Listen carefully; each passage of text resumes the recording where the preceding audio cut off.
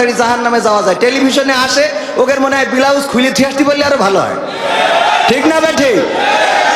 কি একটা অবস্থা। আবার এদিকে বিয়ে করছে বুড়ো বয়সে, 18 বছরের তরুণী। ভাই তুই বিয়ে করেছিস কর, আমার এই যুবকের কলজের মধ্যে আগুন জ্বলাস কেন? ওদের একটা হচ্ছে না, তুমি বুড়ো বয়সে নিয়েতে টিকটক মেরি বেড়াচ্ছাও তুমি, সত্য না মিথ্যা? এই যুবকদের এই যে ঝামেলা করতেছ এর জন্য দায়ী থাকবা। ওকে যে ঘুম হয় না, আর ঘুম হলেই সকালবেলা আবার ডিস্টার্ব, এগুলোর জন্য কে দায়ী থাকবে? এইগুলো দেখায় না, দেখায় না? আর এইগুলোরে টেলিভিশন প্রমোট করে, আছে না নাই? টেলিভিশনে নিয়ে যেয়ে তাদেরকে দেখায়। সেদিন এক যুবক না পেরে আমার কাছে চাঁপাইনবাবগঞ্জে সিরকুট দিয়েছে, হুজুর আমার বিয়ের তো বয়সেই তেস মারা খাচ্ছি, এখন আমার আব্বা আম্মা বলছে প্রতিষ্ঠিত না হলে বিয়ে দেবে না, আপনি বলেন আমি এখন তো জিনার দিকে চলে যাচ্ছি, তা করবোটা কি? আমি বললাম ভাই তুই স্টেজে আয়, আমি তোর বাপ মার খুঁজি, আমি বিয়ে দিয়ে যাবো কেন দরকারে, কারণ তোর তো বেকায়দা অবস্থা রে। বললাম তোমার বাবা কি প্রতিষ্ঠিত হয়ে বিয়ে করিল না তার আগেই তেস মারিল, সেইটা আগে দেখতে হবে। বাবারা যদি বলে আগে প্রতিষ্ঠিত হও, তো বাবা কত বছর বয়সে কি করে বিয়ে করলো দাদার কাছে আগে শুনবা, যে ঝোঁক লাগিল আর উনি বিয়ে মারিল কিনা। কথা ঠিক আছে তো? তুমি ছেলে প্রতিষ্ঠিত করবা, তোমার সময় ঝোঁক লাগিল বিয়ে করে নিয়ে এলে কেন? আর এই ছেলেদেরও বলছি যে তোমাদেরও দোষ আছে। সারাদিন বট গাছের গোড়ায় বসে ফ্রি ফায়ার খেলবা আর কবা আব্বা বিয়ে দাও, ওতে খেলা হবে না, হবে? ওতে খেলা হবে না। যাই হোক ভাইরা আমার, আমি প্রথম ভূমিকায় যেটা বলতে চেয়েছিলাম সেটা হলো যে অভিভাবক হিসাবে আমরা কাকে চাই? এখানে আমরা যারা এসেছি আল্লাহকে পেতে চাই না, চাই না? আল্লাহকে যদি পেতে চান এই মাহফিল শেষ না করে চলে যাব, ঠিক না বেঠিক? নাকি থাকবো? এখানে থাকলে সব আছে না নাই? আমার আল্লাহ বললেন ওয়াইযা কুরিয়াল কুরআনু ফাসতামিউ লাহু ওয়া আনসিতু লাআল্লাকুম তুরহামুন। আমার আল্লাহ বলছেন যখন তোমাদের সামনে কোরআন পড়া হয়, কোরআন তেলাওয়াত করা হয়, তখন তোমরা চুপ থাকো, তোমাদের হৃদয়ের কান দিয়ে শোনো, যাতে করে তোমাদের উপরে আল্লাহর রহমত বর্ষণ হতে পারে। বলেন সুবহানাল্লাহ। আল্লাহর রহমত চায় না, চায় না? আমরা অভিভাবক হিসাবে যারা আল্লাহকে পেতে চাই, অভিভাবক হিসাবে যারা আল্লাহকে চায়, আমরা মাত্র অল্প সময় 1 ঘন্টার একটু বেশি, 1 ঘন্টার একটু সময় এখানে কুরবানি করতে রাজি আছি না নাই? এটাই আপনার পথ দেখাতে পারে। আল্লাহ যার অভিভাবক হয়ে যায় তার আর দুশ্চিন্তা থাকে না, খাবারের চিন্তা থাকে না। এক সময় চিন্তা করতাম বউকে কি খাওয়াবো, বাচ্চা হইলে আরো কি খাওয়াবো, অথচ এই চিন্তা ছিল না বাচ্চা হইলে তো বউ দুধ খেয়েই তো বাঁচবে। মানে টেনশন হইতো যে বউয়ের কি খাওয়াবো আর বাচ্চাদের কি খাওয়াবো, এই টেনশনে ঘুম হইতো না। আল্লাহ বললো টেনশন আমারে দিয়ে দাও, তুমি নিশ্চিন্তে থাকো। আল্লাহর কাছে কতবার কেঁদেছি, ওগো আল্লাহ তুমি এমন একটা জীবন দাও যেই জীবনে কোনো ঋণ দিবা না, বড় মোটা অঙ্কের টাকার মালিক, একটুখানি বসেন, কোথায় মোটা অঙ্কের টাকার মালিক করে দাও, এটা চায় না। কোটি কোটি টাকা থাকবে তা চাই না, গাড়ি থাকবে বাড়ি থাকবে চাই না, একটা ঋণ মুক্ত জীবন চাই, সাদামাটা জীবন চাই, যে জীবনে কোনো পেরেশানি থাকবে না। কেঁদেছি আল্লাহর কাছে, আল্লাহর কাছে আছে না নাই? আল্লাহ এত দিয়া দিয়েছেন, চাইলাম অল্প দিল বেশি, চাইছি 1 কান মোটর সাইকেল দিয়েছে 4 চাকার গাড়ি, তাও বললাম 1 কান হলি হয়, আল্লাহ দেশ 2 কোণ। 1 তলা বাড়ি চাইলাম হয়েছে 2 তলা। বিশ্বাস হয় না আপনাদের? না হলে আমাদের ভাই দাঁত খাতে যাবে। আরে মাইক্রোফোন 30 খান ডিস্টার্ব করছে, খালি এমনি যাচ্ছে, কে এমনি যাচ্ছে যাই কই ওই খাস কাটা বোঝেন।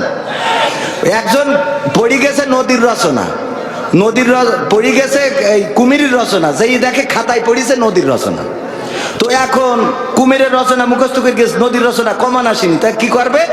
ও লিখেছে নদী খুব আঁকা বাঁকা চলে, কপোতাক্ষ নদের পরে আমাদের MM কলেজ, মানে ওই যে মাইকেল মধুসূদনের বাড়ি, এই নদী খুব সুন্দর, ওখানে বসে কবিতা লিখতো। আর ওই নদীতে একটা কুমির ছিল, কুমিরের হুল ছিল, সুর ছিল, ল্যাস ছিল অনেক লম্বা, খাস কাটা, এই 3 পৃষ্ঠা খাস কাটা লিখেছে।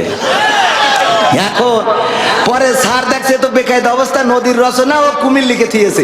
পরের বার দেখছে গরুর রচনা দিয়ে, দেখি কি করে। গরুর রচনা দিয়েছে, ও লিখেছে গরু 4 পায়ে জন্তু, খুব ভালো দুধ দেয়, হাটে খায়, ঘুরে বেড়ায়, গরু শিং আছে। তারপরে এই গরু নদীর পাড়ে বেঁধে রাখা হয়, ওই যখন নদীর পাড়ে ঘাস খাতি পানির পিপাসা লাগে, নদীতে যেই পানি খাতে যায় অমনি এসে কুমিরি ধরে, আর কুমিরির হাত আছে, পা আছে, লেজ আছে, খাস কাটা, আবার 6 পৃষ্ঠা।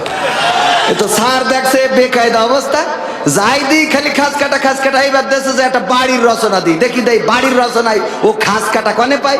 তো বাড়ির রচনা লিখেছে একটা বাড়ি, খুবই সুন্দর, টিনের ছাউনি, ঘর আছে, জানালা আছে, দরজা আছে। এই বাড়িটা ছিল এক নদীর কিনারায়। সেই নদীর কিনারায় বাড়ি থাকার কারণে ওই বাড়ির এক বাচ্চা শিশু খেলতে খেলতে একদিন নদীতে পড়লো, কুমির এসে ধরে নিয়ে গেল। আর কুমিরের হুল আছে, সুর আছে, দাঁত আছে, এই আছে, নখ আছে, লেজ আছে, খাস কাটা, আবার 12 পৃষ্ঠা। তো স্যার তো দেখছে এ তো বেকায়দা, এইবার দিলে শেরে বাংলা একে ফজলুল হকের রচনা দেই, দেখি শেরে বাংলা একে ফজলুল হকের মধ্যে ও খাস কাটা কনে পায়। এইবার লিখেছে শেরে বাংলা একে ফজলুল হক ছিল বাংলার বাঘ, অনেক বড় মাথা, রুটি খেত অনেক এবং খুব ভালো দেশের জন্য লড়াই করেছে, সংগ্রাম করেছে। যখন ভারতের সাথে আপোষ মীমাংসা হয়ে গেল তখন বলেছিল যে আমরা খাল কেটে কুমির নিয়ে আসিছি, আর এই কুমিরের হুল আছে, সুর আছে, আর এরকম বড় একটা লেজ আছে, খাস কাটা 19 পৃষ্ঠা। মানে এর এই খাস কাটা তো মাইক্রোফোন খালি খাস কাটা মানে যাই বলি ডানিং হয়ে যাচ্ছে। বিষয়টা বুঝতে পারিছেন? আমার ভাইয়ের আর একটুখানি পরে খাতি পাঠাবো, তার একটু বসায় রাখিছি, কারণ আপনারা তো এই যে আমার যুবকেরা তোমরা হাজার বললু বসবান আমার বোঝা হয়ে গেছে। তোমরা তো আমাকে সরকারের দলের লোক না, ও তোমাকে দিয়ে হবে না। সরকারি দলের হলে বসো, দাঁড়িয়ে কেন? এটা তো ভালো লাগে না। মাসুদ তুমি কি ভালো হবে না? বলছি একটু বসতি, এরা কথাই শুনছে না। এদের কি করে কথা শুনবো? কারণ তিনি জায়গা আছে না, জায়গা আছে তো। এখন আমি শুরু করিনি, আমি স্টার্ট দেবো আর একটু পরে। আজকে তো আকর্ষণ, যা ইচ্ছা তাই হবে। ওরে বাবা যেদিন বক্তা থাকি ওই দিন বুঝি যে ওয়াজ করতে হবে, সিস্টেম আছে না। এখন ভিক্ষে করতে গেলি পোশাক আশাক ছিঁড়া না থাকলে একটু ছিঁড়ে নিতে হয় না? তা না টাইকোট পরি যদি ভিক্ষে করতে যেত মারি বসবে। তো এই জন্য আজকে এখানে কি প্রধান আকর্ষণ। তো আকর্ষণ আর প্রধান আলোচকের আলোচনা করা শেষ, এখন আকর্ষণ যা করা দরকার করবো, খেলা হবে, ঠিক আছে তো? আর জাগের একটু চুলকাবে ওরা আবার থাকবে না, ও বললু থাকবে না, থাকবে। সময়টা তো বড্ড খারাপ, আপনি তো ভাই সব জানেন, বুঝে শুনে কথা বলে ওয়াজের রীতি টানেন। সময়টা তো বড্ড খারাপ, আপনি তো ভাই সব জানেন, বুঝে শুনে কথা বলে ওয়াজের রীতি টানেন। উস্কানি ফুস্কানি মূলক বলবেন না কোনো কথা, এই মঞ্চে রাজনীতি ভাই করবেন না অযথা। আমরাও ভাই কোরআন জানি, মানি মোটামুটি, ঝামেলাতে থাকি মাঝে মাঝে নিয়ে ভোটা ভুটি। মক্তবেতে শিখেছিলাম আলিফ বা তা সা, কোরআন হাদিস মোটেও জানি না এমন কিন্তু না। তাই রাজনীতি চলবে না ও হুজুর, রাজনীতি চলবে না, তাই রাজনীতি চলবে না ও ভাই, রাজনীতি চলবে। এবার বলছে হুজুর শোনেন, আপনি ওয়াজ করতে আইছেন, এটা তো নতুন, এর আগে আরো হুজুর আসিল। আমি বললাম কোনতে আইলো? বলছে ঢাকাতে আইলো। আমি বললাম তাই কি? বলছে অমুক হুজুর ওয়াজ করিল, কত মধুর সুর, কবরেতে গেলে পাবো 70,000 হুর। এমন ওয়াজ আছে না নাই? এই হুরির ওয়াজ করলে কি খাবার দাবার এবং হাদিয়া আছে না নাই? আর হুরির বাইরে ওয়াজ করলে মাঝে মাঝে আছে না নাই? অমুক হুজুর ওয়াজ করিল, কত মধুর সুর, কবরেতে গেলে পাবো 70,000 হুর। অনেক দোয়া আছে পড়লে কোটিতে সওয়াব, সারা জীবন পাপ করিলেও পেয়ে যাব মাপ। বাপ দাদার নাজাত দিতে করেছি 40, আমার বেলায় 4টা গরু গোয়াল ঘরে পুষা। আমিও ভাই কিছুটা জানি, মানি না তা না, ছোটবেলায় শিখেছিলাম আলিফ বা তা সা। তাই রাজনীতি চলবে না ও হুজুর, রাজনীতি চলবে না, তাই রাজনীতি চলবে না ও ভাই, রাজনীতি চলবে। এবার বলছে হুজুর শোনেন, আপনি মনে করছেন আমরা জানি না, মানি না? না, জানি মানি, সব করি, ইবাদত বন্দেগী করলাম। কি করেন? বলছে হুজুর মিলাদ করি কিয়াম করি যাই বাবার মাজারে, হয়তো একটু বিড়ি টানি রাজগঞ্জের বাজারে। আছে না নাই? কম না বেশি?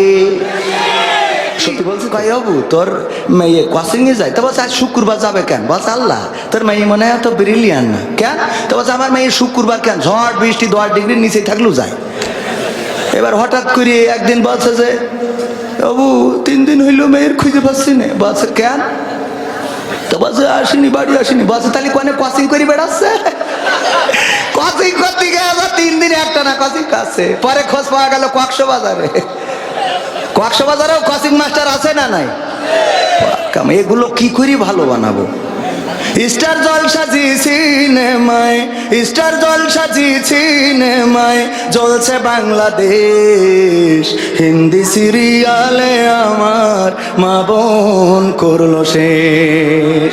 ইমো মেসেঞ্জার কলে মা বোন করলো শেষ।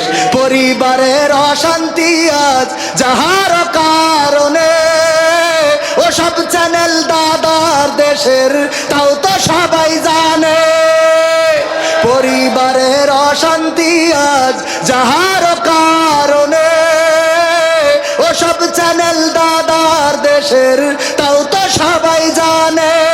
বন্ধ করলেও সব চ্যানেল, বন্ধ করলেও সব চ্যানেল খেপবে দাদা বেশ।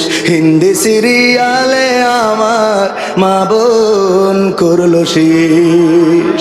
স্বামী স্ত্রী নাই কোনো মিল, সিরিয়ালের অবদান। কত নারী যাচ্ছে ছেড়ে স্বামী ও সন্তান। স্বামী স্ত্রী নাই কোনো মিল, সিরিয়ালের অবদান। কত নারী যাচ্ছে ছেড়ে স্বামী ও সন্তান।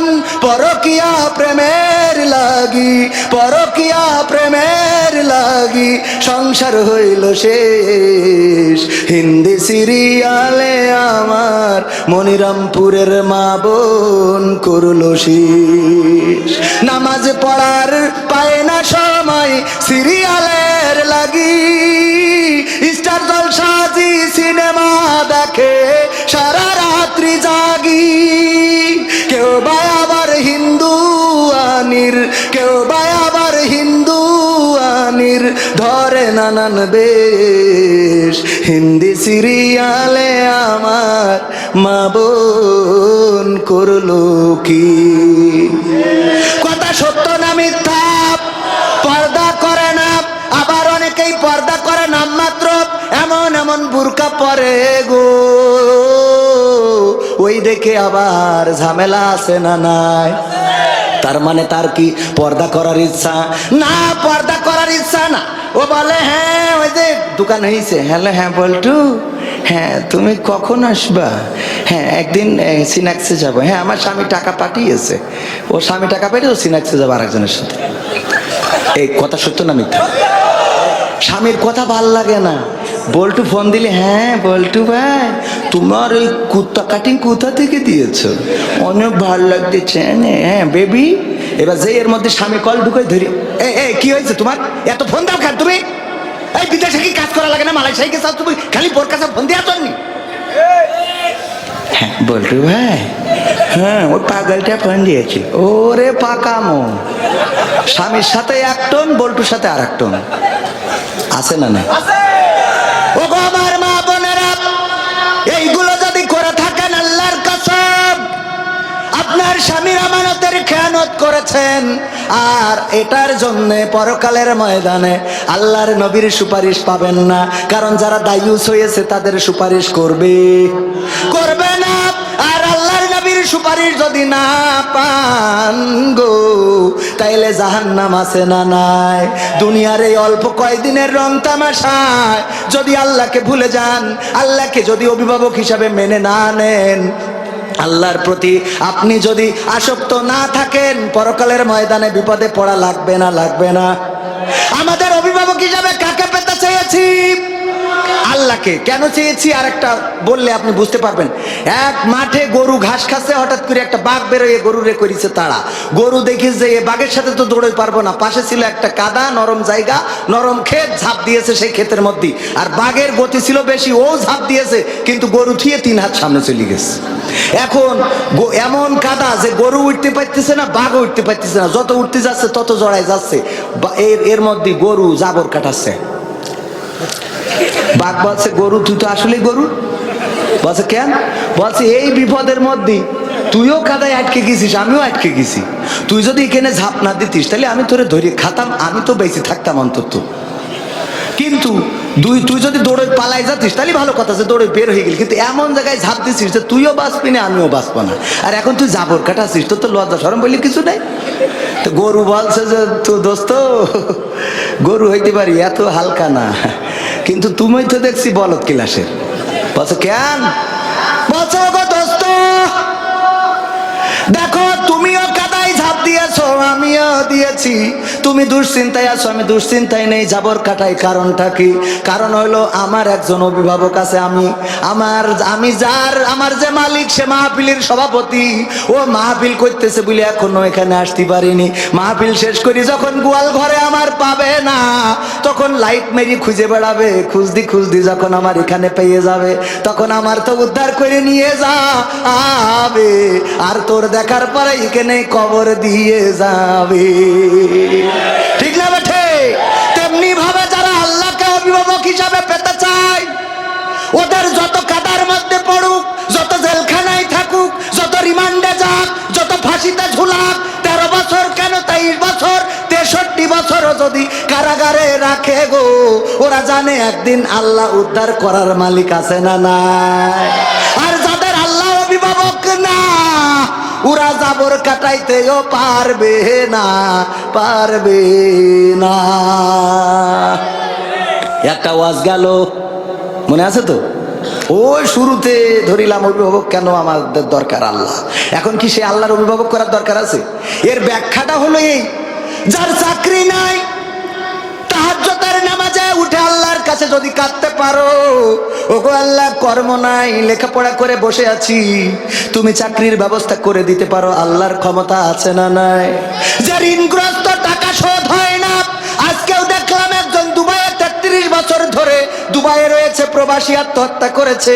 নিশ্চয় পরিবারের কোনো সমস্যার কারণে আত্মহত্যা করেছে। ওই ব্যক্তি যদি সমস্যাগুলো আল্লাহর কাছে বলতো, যদি আল্লাহর কাছে নিজেকে নিবেদিত করে দিত, সমস্যা দূর করার মালিককে। এই জন্য দেখবেন যে ইমাম সাহেবদের দুশ্চিন্তা কম না বেশি? কম। নিশ্চিন্তে খায়, পান খায়, দেখবেন হুজুররা কুপান দিয়ে পান খায়, টেনশন নেই। তো গরুর মতো খালি জাবর কাটায়, টেনশন নেই। আমি মাঝে মাঝে নাটকের জন্য খাই, খেয়াল করেছেন না? আবার মনে করেন না যে গরুর সাথে তুলনা, মানে এটা একটা কথার কথা বললাম। চিন্তা নেই। এক গরিব ফকির ভিক্ষে করে আর স্কুলে যেই শুয়ে থাকে, ওই স্কুলের সামনে একটা ছিল 5 তলা বিল্ডিং, তার 3 তলায় এক সাহেবে যেদিনই ঘুমিতে হঠাৎ ঘুম ভাঙলি উঠে থাকে, উনি জানলাই ওই ব্যালকনিতে হেঁটে বেড়াচ্ছে, খালি এরম করে পিছনে হাত বেঁধে হেঁটে বেড়ায়। আবার ঘুমিতে আবার যে পিসাব লাগে উঠে দেখে উনি হেঁটে বেড়াচ্ছে। তো একদিন ফকিরের চিন্তা হয়েছে, আশ্চর্য ব্যাপার, ঘুমিতে উঠলেই দেখি উনি হেঁটে বেড়ায়, কে সারা রাত ঘুমায় না কেন? তো ওনার কাছে গেছে, যে বলছে যে এই যে সাহেব, আমি তো ফকির মানুষ, আপনি এই যে ঘুমান না সারা রাত, পায়চারি করেন, কি সমস্যা কি আপনার? তো বলছে যে তোমার কি প্র্যাকটিক্যালে বুঝাইনো লাগবে? তা বলছে একটু বুঝলি ভালো হইতো। তা বলছে কি করো? ভিক্ষে করি খাই। তা বলছে আমি তোমার এক কাজ করি, তোমার 1 লাখ টাকা দিচ্ছি। তো ওর 1 লাখ টাকা দিয়েছে, যে 1 লাখ টাকা নিয়ে যাও। তো ও চিন্তা করছে, বাবা 1 লাখ টাকা, এত ভিক্ষে করি 100-200 টাকাও হয় না, 1 লাখ, আল্লাহ কত বড় লোক। ও এসে ওই রাত্রি যখন স্কুলে ওই শুতে গেছে, খালি মনে হচ্ছে টাকা কনে রাখবো, এ তো চোরে নিয়ে যাবে না, বালিশের মধ্যে রাখি। আবার মনে হচ্ছে ঘুম পড়লি যদি নিয়ে যাই, মনে করছে খেতার তলে রাখি, তো খেতার তলে আমি যে মুড়া মারবো, এই পাশে যদি কেউ দেখি ফেলে। এই টেনশনে সারাটা রাত ওই টাকা নিয়ে মোট ঘুম হয়নি। পরের দিন যাই বলছে যে বাবু এই তোমার টাকা নিয়ে আসলাম, নাও। বলছে কেন? বলছে ওই টাকার মালিক হয়ে রাতের ঘুম হারাম করতে চাইনি। কথা কি বোঝা গেছে? তার মানে টাকা থাকলেই সুখ হয়, টাকা থাকলেই ঘুম হয় না।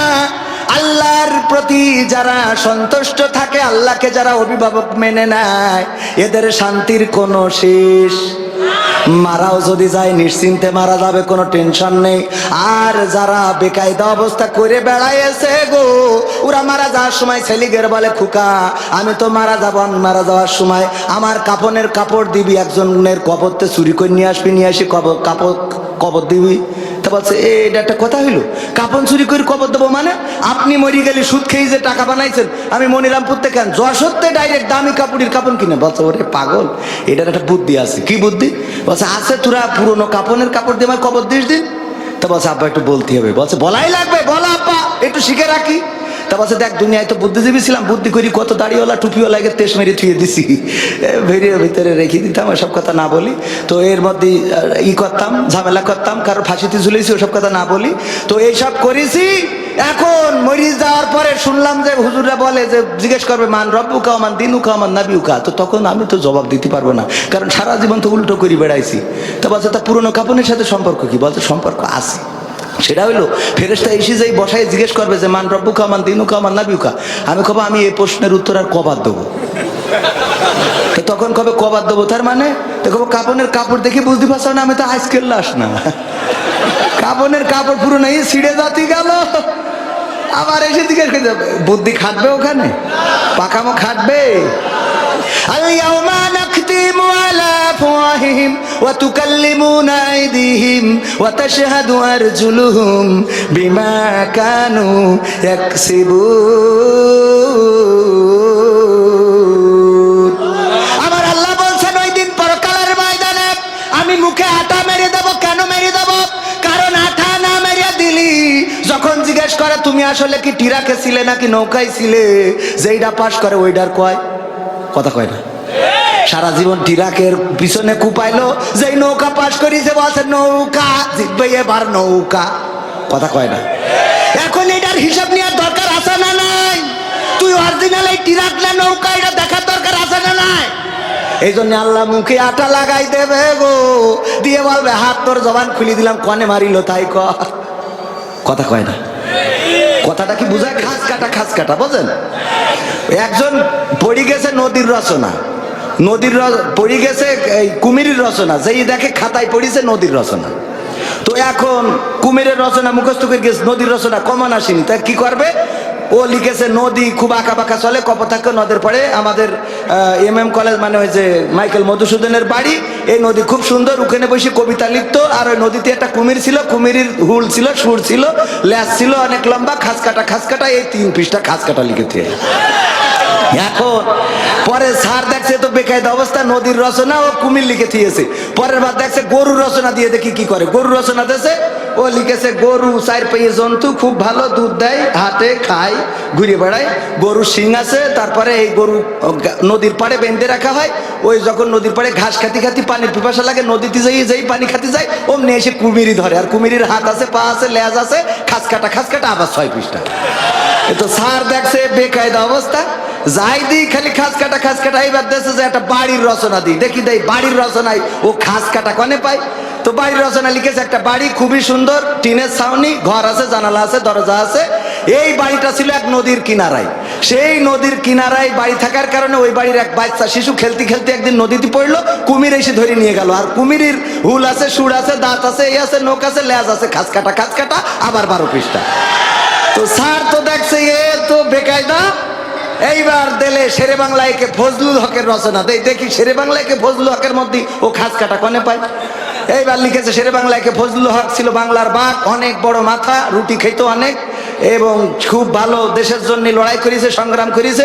যখন ভারতের সাথে আপোষ মীমাংসা হয়ে গেল তখন বলেছিল যে আমরা খাল কেটে কুমির নিয়ে আসিছি, আর এই কুমিরের হুল আছে, সুর আছে, আর এরকম বড় একটা লেজ আছে, খাস কাটা 19 পৃষ্ঠা। মানে এর এই খাস কাটা তো মাইক্রোফোন খালি খাস কাটা মানে যাই বলি ডানিং হয়ে যাচ্ছে। বিষয়টা বুঝতে পারিছেন? আমার ভাইয়ের আর একটুখানি পরে খাতি পাঠাবো, তার একটু বসায় রাখিছি, কারণ আপনারা তো এই যে আমার যুবকেরা তোমরা হাজার বললু বসবান, আমার বোঝা হয়ে গেছে। তোমরা তো আমাকে সরকারের দলের লোক না, ও তোমাকে দিয়ে হবে না। সরকারি দলের হলে বসো, দাঁড়িয়ে কেন? এটা তো ভালো লাগে না। মাসুদ তুমি কি ভালো হবে না? বলছি একটু বসতি। এরা কথাই শুনছে না, এদের কি করে কথা শুনবো? কোন দিনই জায়গা আছে না? জায়গা আছে তো। এখন আমি শুরু করিনি, আমি স্টার্ট দেবো আর একটু পরে। আজকে তো আকর্ষণ, যা ইচ্ছা তাই হবে। ওরে বাবা, যেদিন বক্তা থাকি ওই দিন বুঝি যে ওয়াজ করতে হবে, সিস্টেম আছে না? এখন ভিক্ষে করতে গেলে পোশাক আশাক ছিঁড়া না থাকলে একটু ছিঁড়ে নিতে হয় না? তা না টাইকোট পরি যদি ভিক্ষে করতে যেত মাইরি বসবে। তো এই জন্য আজকে এখানে কি প্রধান আকর্ষণ। তো আকর্ষণ আর প্রধান আলোচকের আলোচনা করা শেষ, এখন আকর্ষণ যা করা দরকার করবো, খেলা হবে। ঠিক আছে তো? আর জাগের একটু চুলকাবে, ওরা আবার থাকবে না, ও বললু থাকবে না, থাকবে। সময়টা তো বড্ড খারাপ, আপনি তো ভাই সব জানেন। বুঝে শুনে কথা বলে ওয়াজের রীতি টানেন। সময়টা তো বড্ড খারাপ, আপনি তো ভাই সব জানেন। বুঝে শুনে কথা বলে ওয়াজের রীতি টানেন। উস্কানি ফুসকানি মূলক বলবেন না কোনো কথা, এই মঞ্চে রাজনীতি ভাই করবেন না অযথা। আমরাও ভাই কোরআন জানি, মানি মোটামুটি, ঝামেলাতে থাকি মাঝে মাঝে নিয়ে ভোটা ভুটি। মক্তবেতে শিখেছিলাম আলিফ বা তা সা, কোরআন হাদিস মোটেও জানি না এমন কিন্তু না। তাই রাজনীতি চলবে না ও হুজুর, রাজনীতি চলবে না, তাই রাজনীতি চলবে না ও ভাই, রাজনীতি চলবে। এবার বলছে হুজুর শোনেন, আপনি ওয়াজ করতে আইছেন, এটা তো নতুন, এর আগে আরো হুজুর আসিল। আমি বললাম কোনতে আইলো? বলছে ঢাকাতে আইলো। আমি বললাম তাই কি? বলছে অমুক হুজুর ওয়াজ করিল, কত মধুর সুর, কবরেতে গেলে পাবো 70,000 হুর। এমন ওয়াজ আছে না নাই? এই হুরির ওয়াজ করলে কি খাবার দাবার এবং হাদিয়া আছে না নাই? আর হুরির বাইরে ওয়াজ করলে মাঝে মাঝে আছে না নাই? অমুক হুজুর ওয়াজ করিল, কত মধুর সুর, কবরেতে গেলে পাবো 70,000 হুর। অনেক দোয়া আছে পড়লে কোটিতে সওয়াব, সারা জীবন পাপ করিলেও পেয়ে যাব মাপ। বাপ দাদার নাজাত দিতে করেছি 40, আমার বেলায় 4টা গরু গোয়াল ঘরে পোষা। আমিও ভাই কিছুটা জানি, মানি না তা না, ছোটবেলায় শিখেছিলাম আলিফ বা তা সা। তাই রাজনীতি চলবে না ও হুজুর, রাজনীতি চলবে না, তাই রাজনীতি চলবে না ও ভাই, রাজনীতি চলবে। এবার বলছে হুজুর শোনেন, আপনি মনে করছেন আমরা জানি না, মানি না? না, জানি মানি, সব করি, ইবাদত বন্দেগি করলাম। কি করেন? বলছে হুজুর মিলাদ করি, কিয়াম করি, যাই বাবার মাজারে, হয়তো একটু বিড়ি টানি রাজগঞ্জের বাজারে। আছে না নাই? কম না বেশি? সত্যি বলছি তো। মিলাদ করি, কিয়াম করি, যাই বাবার মাজারে, হয়তো একটু বিড়ি টানি মনিরামপুরীর বাজারে। ফজর নামাজ হয় না পড়া, থাকি তখন নিদে। হুজুর বিশ্বাস করেন, আল্লাহর কিরে হয় না কাজা, নামাজটা 2 ঈদে। আছে না নাই? তবে আর একটা ঘটনা ঘটাই গো, ঈদের নামাজ টেলিভিশনে সাংবাদিক সাক্ষাৎকার নিচ্ছে যে আগামীকাল কটায় জামাত হবে। বলছে আগামীকাল ঈদুল আজহার 9টার সময় জানাজার নামাজ হবে। কে নামাজ হবে? ঈদুল আজহার।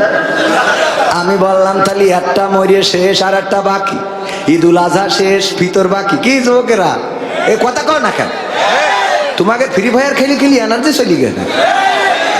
আগে যুবকরা যদি, আগে মানুষ যদি চিকুন হইতো তো মানুষ বলতো তুই কিছু খাইস না নাকি, তোর এই অবস্থা কেন? আর এখন যদি চিকুন হয় কয় কিছু খাওয়া ধরেছিস নাকি? ঠিক না বেঠে? কয় কিছু খাওয়া ধরেছিস? পাকা হুজুর সব জানে। হ্যাঁ, এ হুজুর তো সে হুজুর না, এ হুজুর আরো পরে অনেক বড় হুজুর হবে ইনশাআল্লাহ। ও মাহফিল শুরু করা হয়নি ভাই, বসায় রাখেছি, খাতি পাঠাবো। শুরুটা করে নি, হ্যাঁ মাঝখানে থাক, শুরুটা করে নি। তোলেন, হাত তোলেন। এই যে অনেকেই আছে। একজন মালয়েশিয়ায় তার মা নিয়ে গেছে, নিয়ে যাওয়ার পরে মা মরি গেছে। তো যাওয়ার পরে চিঠিটি লিখে পাঠাইছে মা ইবু সুডামাতি, ইবু সুডামাতি। ওই যারা মালয়েশিয়ায় আছে ওরা বুঝতে পারছে, মানে মালাই ভাষায় ইবু সুডামাতি মানে মা মরি তেস মারা শেষ। এখন এই চিঠি লিখে দেয় সেই জন্য যে এই চিঠি যদি লিখে দিই ও ডাইরেক্ট জন্য কিরাস না খায়। অনেক সময় আছে না, মুখের পরে যদি বলি ফেলে তোর আব্বা মরি গে, ও তো ঠাস করি তো স্টপ করবে। ওর আস্তে করে বলতে হয় এই চল দিন হাসপাতালে, মনে হয় তোর আব্বা একটু অসুস্থ, একটু ঝামেলায় আছে মনে হয়, এই বলি আস্তে করে গাড়িতে নিয়ে বলতে হয় দেখ হায়াত মৌতের কথা তো বলা যায় না, কখন কি হয় আল্লাহ কার কখন নেবে বলা তো যায়। এইভাবে বুঝতে বুঝতে লাস্টে কোথায় যে বলো গেছে। ঠিক না বে ঠিক? মরি গেলে আপনি ফসাঙ্কির করেন তোর আব্বা মরিয়ে গে, ও তো ওখানে স্টক করবে। আয় হায় আমার তো তেজ মারা শেষ, এখনো বিয়ে হইলো না। ঠিক আছে তো, কথাটা বুঝবেন। এখন ও পাঠাইতেছে যে মালাই ভাষায় লিখে দিলাম, আমার এক চাচা থাকে মালয়েশিয়ায়, তাহলে চাচার কাছে যাবেন, চাচা ছুটিতে গেছে যে কবেন এই যে কি লিখে দেস এ তো বুঝিনি, একটু বুঝাই দিন। তো চাচা সান্ত্বনা দিয়ে বলবেন যে দেখ হায়াত মৌতের কথা তো বলা যায় না, কিল্লা ফতে। তো এখন এই কথা বুঝানোর জন্য ও মালাই ভাষায় লেখে। ও করিস কি কোনো জায়গায় না যাইয়ে ও ওইটা পড়িয়ে মাঠে যেয়ে গান গাইতেছে, ইবু সুডামাতি, ইবু সুডামাতি। আরে গান খুব কায়দা করে গান তৈরি। পাশ দিয়ে যখন আর একজন যাচ্ছে বলছে কি করছিস রে, বলছে আমি নতুন একটা মালাই ভাষার গান পাইছি। কি গান? তাই যে ভাই বিদেশ থেকে লিখে পাঠাই দিয়েছে, ইবু সুডামাতি, ইবু সুডামাতি। সুর ভালো হয়েছে না? বলছে সুর তো ভালো হয়েছে, কিন্তু এর মানে কি জানিস? তা বলছে না। বলছে এর মানে হইলে তোর মা কনে থাকে? বলছে মালয়েশিয়ায় গেল। বলছে ওখানে মরি গে।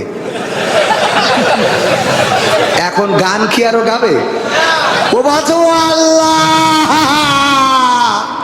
এ কি হইলো ও বাবা। কানবে না? কানবে না? তার মানে বুঝার দরকার আছে না নাই? কোরআন যদি না বোঝে তো সারা জীবন পড়ে ও জিহাদ খুঁজে পাবে? ও তো খালি গান গাই বেড়াবে এই বুঝুটা মাতি। কথা কি বোঝা গেছে? আরেকটা বুঝাই দেবো, আরেকটা বুঝাই দেবো। আব্দুল্লাহ আলামিন ভাই বুঝাইতো, সেটা হইলো কি, এক মসজিদের ইমাম সাহেব সে ছিল একটু ন্যাংরা। কি আপনারা খুড়া বলেন না ন্যাংরা? ন্যাংরা। এই ন্যাংরা আর একজন মুসল্লি ছিল একটু চোখে কম দেখে। তো দুইজনে ওই টেলিভিশনের দোকানে চার দোকানে বসে চা খাচ্ছে। তা হুজুর বলছে যে এবার মাশরাফির দল খুব ভালো খেলতেছে। বলছে ভালো খেলতেছে, ও তো ভোট করি এমপি, ভালো খেলছে না ছাই খেলছে। বলছে সাকিব হাসান ভালো খেলছে, তা বলছে সেও তো এমপি। দুইজনে তর্ক তর্ক করতে করতেই এক পর্যায়ে মাগরিবের আজান হয়েছে। ইমাম বলছে যে শোনো, ইমাম মনে আছে তো? কি ন্যাংরা। ইমাম বলছে চলো আজান হয়ে গেছে, নামাজটা পড়ে আসি। মসজিদে যেই নামাজ পড়ছে, ইমাম নামাজের মধ্যে তেলাওয়াত করেছে ওয়া কানা মিনাল কাফিরিন। কানা পিছনতে বলছে হুজুর তো জম্মের খান। সাকিব খান আর মাশরাফি নিয়ে গোলমাল হইলো চার দোকানে, সাকিব আল হাসান আর মাশরাফি। আর হুজুর নামাজের মধ্যে দিয়ে আমার বলছে ওয়া কানা মিনাল কাফিরিন, আমি কানা কাফের। এ কোন ধরনের হুজুরে? আচ্ছা হুজুরের আজকে মাফ করে দিলাম, এবার কোনোদিন যদি বলে তাইলে সেদিন ছাড়বো না। এরপরে আবার যেদিন আর একবার তেলাওয়াত করে ফেলাইছে ইমাম সাহেব ওয়া কানা মিনাল কাফিরিন। কানা বলছে হুজুর আগের দিন মাফ করে দিলাম, আপনি আমার গ্রামের হুজুর, হাজার হলো মসজিদের ইমাম, আপনার সম্মান আছে। আর আপনার কত যত্ন করে আমরা খাওয়াই, আমার বউ মুরগি জবাই করে কিডনি ফুসফুসে খুলে আপনার খাওয়ায়। আর আপনি প্রতিদিন নামাজ দিয়ে বলেন যে ওয়াকানা মিনাল কাফিরিন। আপনি ইমাম, আপনার বলার অধিকার আছে বলে আমার প্রতিদিন কাফের বানাবেন তা হবে না। আমার তো লুকমা দেওয়ার অধিকার আছে, আজকে আমি লুকমা দিচ্ছি। আল্লাহু আকবার। ওয়া ন্যাংরা মিনাল ফাসিকিন। আমি কানা কাফের হইলে তুমি ন্যাংরা ফাসিক। তাহলে কি বোঝা গেছে? কি বোঝা বোঝে? কি বোঝা বোঝে? বোঝা গেছে তো? হুজুর জিহাদ মিহাদ কোথায় আছে দেখিনি কোনখানে, দরগা পীরের মাজার আমার অনেক বেশি টানে, সেথায় গেলে শর্টকাটে ভাই জান্নাত পাওয়া যায়, পরকালে তরাই নেবে চিন্তা তেমন নাই। পীর সাহেবের কাছে মুরিদ আমি আমার নেতা, বছর বছর নাজরানা দি আমি আবার সেথা, হইলে ওরস কোনোভাবে মিস তো করি না, ওখান থেকেই আল্লাহ রাসূল হয়েছে জানা, তাই রাজনীতি চলবে না ও হুজুর, রাজনীতি চলবে না, তাই রাজনীতি চলবে না ও ভাই, রাজনীতি চলবে। আমরাও বলি কোন রাজনীতি হবে না, কোরআনের মাহফিল কেন রাজনীতি করব, কেন রাজনীতির কথা বলবো গো? রাজনীতি তো তাদের দরকার যারা ট্রাক নিয়ে দৌড়দৌড়ি করে, যারা বাস নিয়ে দৌড়দৌড়ি করে, যারা ইগল নিয়ে দৌড়দৌড়ি করে, যারা কিস্তি নিয়ে দৌড়দৌড়ি করে, তারা রাজনীতি করো, কোনো আপত্তি নেই এই রে। আমরা কোরআনের নীতির কথা বলবো, তোমরা আমাদের কোনো ঝামেলা করবা না, ঠিক না বেঠে? কোরআনের নীতি করা যাবে তো? কোরআনের পক্ষে কথা বলবো, দল মত নির্বিশেষে কোরআন কায়েমের জন্য যদি ডাক আসে, আমি বলেছি ওগো তাওহীদি জনতা, কে আওয়ামী লীগ, কে বিএনপি, কে জামাত, কে জাসদ, কে বাসদ, কে হেফাজত, এটা বড় কথা নয়। আল্লাহর দ্বীন আল্লাহর জমিনে কায়েম করতে হবে, যেইখানে আছো সেইখান থেকেই তোমাকে চেষ্টা করতে হবে। কোরআন কায়েমের জন্য যদি ডাক আসে, দ্বীন কায়েমের জন্য যদি ডাক আসে, মুসলমান পরিচয়ে সব ভেদাভেদ ভুলে রাজপথে থেকে বুকের তাজা রক্ত যদি ঢেলে দিতে হয়, বুকের তাজা রক্ত ঢেলে দিয়ে সেই রক্তের সাগরে সাঁতার কেটে কেটে একটি রক্তাক্ত বিপ্লবী কালেমার পতাকা বাংলার জমিনে উড়ানোর জন্য প্রস্তুত কারা কারা দুটি হাত দেখতে চায়?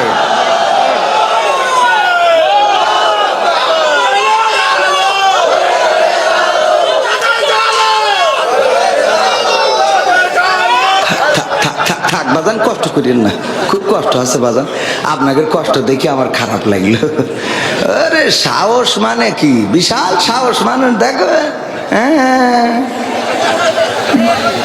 একে বউ থাকে কি করে এটাই তো বুঝি না। এমনি কি বাজার ঘাট গুলো দখল করে নিয়েছে? কোন জায়গায় আমাকে চারা আছে? কথা কয় না। আর আমার গেলে এই যে এখানে কিন্তু লিখে দিয়েছে, এই যে দেখেন হুজুর অনেক মা বোন এসেছেন, তাদের সম্বন্ধে কথা বল, মা বোনদের ভালো বানাবো, এরাই তো ভালো হইল না, মানে আমরা পুরুষরা ভালো হলাম না, তা মা বোনদের কি ভাই? একজন শুনেছে যে হুজুর যদি স্বামী নামাজ না পড়ে, তাহলে স্ত্রী যদি নামাজ না পড়ে, তা স্বামী তার জন্য জাহান্নামে যাবে। ও আজ শুনে বাড়ি যাই বলছে এই ওঠ, তা বলছে কে? বলছে ওঠ নামাজ পড়তে হবে। কেন? বলছে যে কবির বিন সামাদ আইলো, বলিছে যে স্ত্রী নামাজ না পড়লে স্বামী জাহান্নামে যাবে। তা বলছে তাই কি? বলছে তুই নামাজ না পড়লে আমি জাহান্নামে যাবো, তাই কি মানে? তা বলছে তুমি তো নামাজ পড়ো না। বলছে আমার জন্য আমি জাহান্নামে যাবো, তোর জন্য যাবো কেন? আমার জন্য আমি যাবো, অসুবিধে নেই, তোর জন্য যাবো, তুই কি মনে ভাবিস? ওঠ। বলছে শীতের রাতে ডিস্টার্ব করি না, কালকে পড়বান। বলছে কি আর কালকে, আজকে তোর এখনই নামাজ, কি আর কালকে? বলছে শীতই কোন পাগলের রস শুনে এসে কদিন, তা উঠো জোর করে উজু করাই নিয়ে আইসে, থর করে কাঁপতেছে। বলছে তো বাবা বলো এখন কোন নামাজ? তো বলছে পড় যা হয়। বলছে যা হয় পড় কি? রাত বাবা 12টার সময় কে নামাজ খাও? শীতি বাজছি নে, তুমি ইমামতি দাঁড়াও, আমি পিছনে দাঁড়াই। তা বলছে যা হয় পড়, যা হয় পড়। বলছে যা হয় পড় কি? তুমি সামনে দাঁড়াও, শীতি উজু করাই লেখা নামা। বলছে ওরা করছিস কেন? কালকে তো পয়সা না হয়ে গেছে, আমার ঘরে হয়ে গেছে। উনি সারাদিন চার দোকানে থাকবে, ওই পরিমণি, তারপরে বুবলি, তারপরে এই যে এইসব আছে আরো নাম আপনারা জানেন সব, আমি করতে পারবো না। ওই সব দেখি বেড়াবে আর আমাদের কাছে ফোন দেখাবে, হুজুর আমার বউ বেপর্দাশীল হয়ে গেল, একটু ওয়াজ করে দিয়ে। ওরে বেপর্দা তো তুই, খেলা তোর কোনোদিন পাওয়া যায় না মসজিদে, বেপর্দা কিডা? কথা কয় না। এইবার মনে হয় গায়ে লেগে গেছে গো। মা বোনেরা করছে খেলা হবে, মা বোনেরা করছে আগামীতে এই হুজুরি আনতে হবে, কারণ উচিত কথা আজকে ধরা পড়ে গেছে। তুমি চার দোকানে বসে তো সালমান খান, শাহরুখ খান, পরিমণি, তারপরে এইসব মেরি তেস মেরি, তারপর যাবা আজ এই স্ত্রীর রাত 12টার সময় কবা এই দরজা খোল।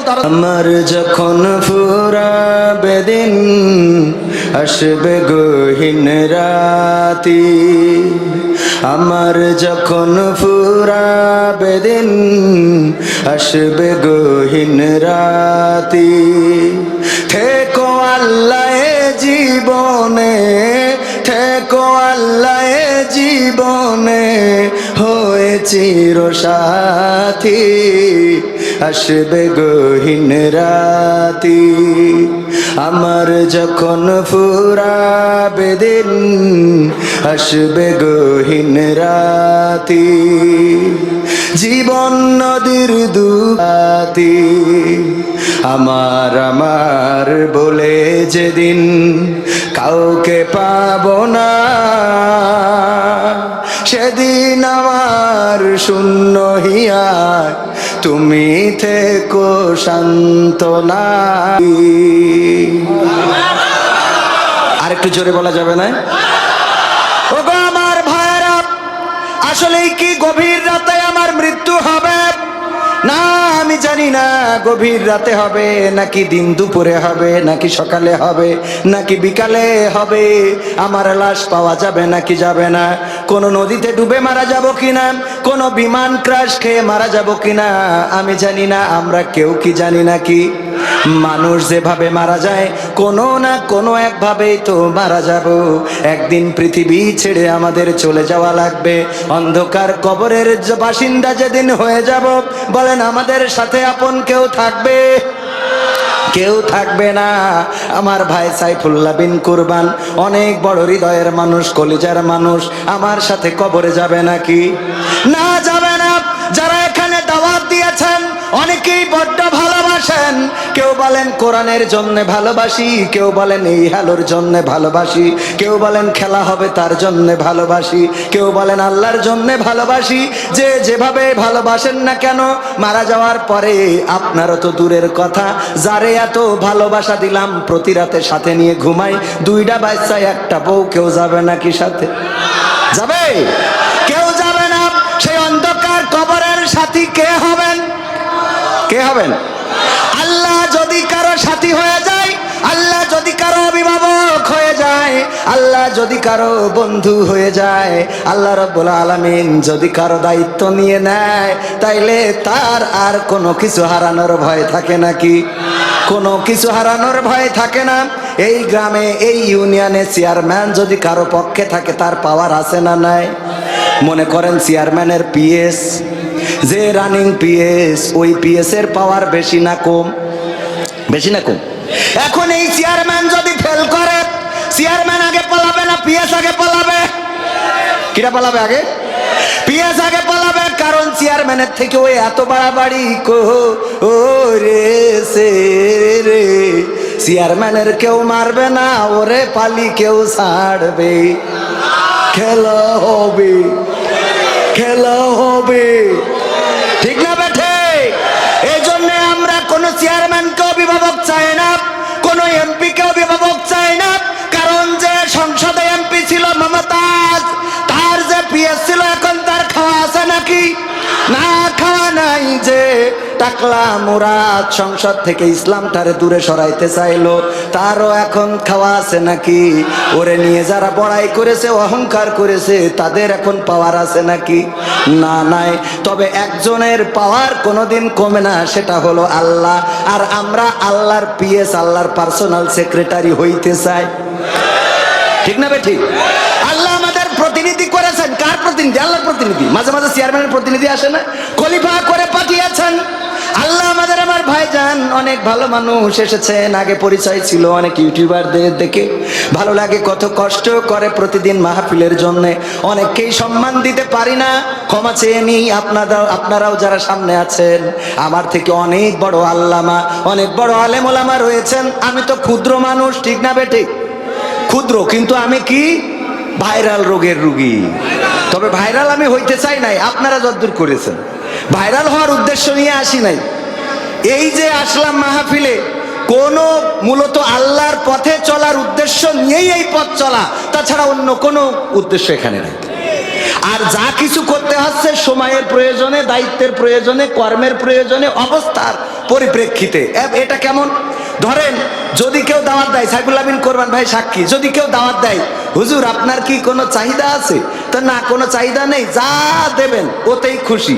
কয় এই ফোন কাট, হয়ে হুজুরির ওইরকম ডিমান্ড নেই, এ হুজুর দিয়ে হবে না। সত্য না মিথ্যা?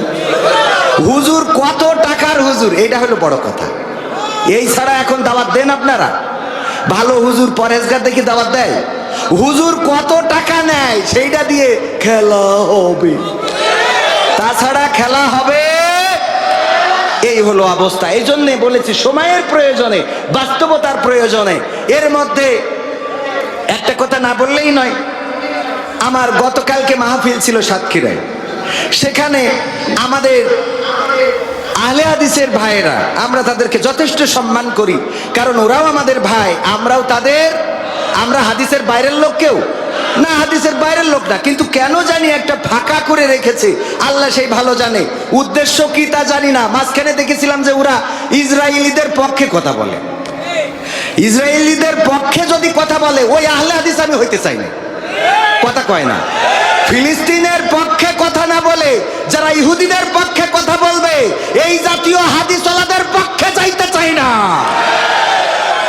কারণ ইসরায়েলে তারা, ইহুদিরা ফিলিস্তিনে নির্যাতন করে নির্বিচারে মানুষকে হত্যা করছে না, করছে না।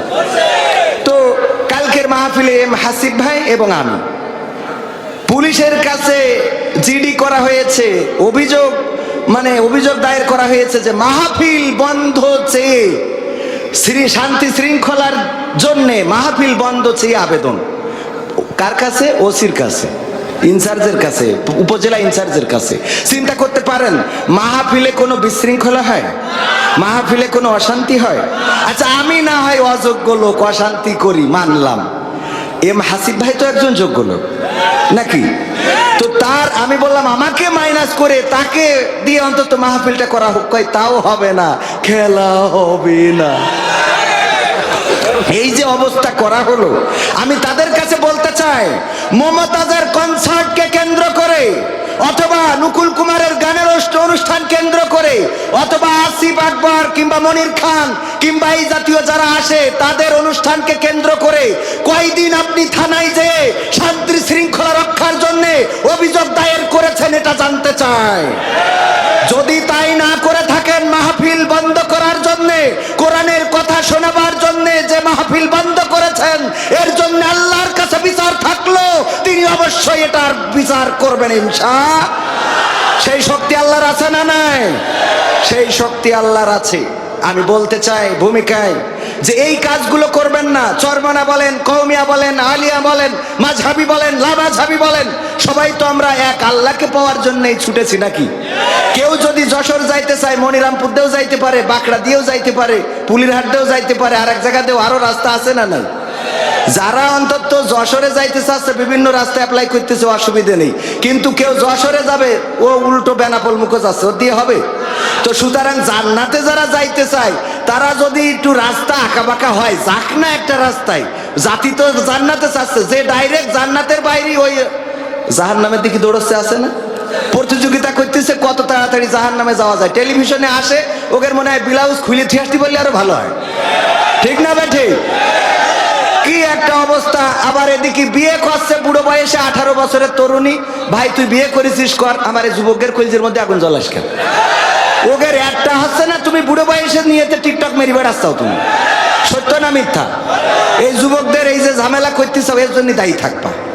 ওকে যে ঘুম হয় না, আর ঘুম হলেই সকালবেলা আবার ডিস্টার্ব, এগুলোর জন্য কে দায়ী থাকবে? এইগুলো দেখায় না, দেখায় না। আর এইগুলোরে টেলিভিশন প্রমোট করে, আছে না নাই? টেলিভিশনে নিয়ে যেয়ে তাদেরকে দেখায়। সেদিন এক যুবক না পেরে আমার কাছে চাঁপাইনবাবগঞ্জে সিরকুট দিয়েছে, হুজুর আমার বিয়ের তো বয়সেই তেস মারা খাচ্ছি, এখন আমার আব্বা আম্মা বলছে প্রতিষ্ঠিত না হলে বিয়ে দেবে না, আপনি বলেন আমি এখন তো জিনার দিকে চলে যাচ্ছি, তা করবো ডাকি? আমি বললাম ভাই তুই স্টেজে আয়, আমি তোর বাপ মার খুঁজি, আমি বিয়ে দিয়ে যাবো কেন দরকারে, কারণ তোর তো বিয়ে কায়দা অবস্থা রে। বললাম তোমার বাবা কি প্রতিষ্ঠিত হয়ে বিয়ে করিল না তার আগেই তেস মারিল, সেইটা আগে দেখতে হবে।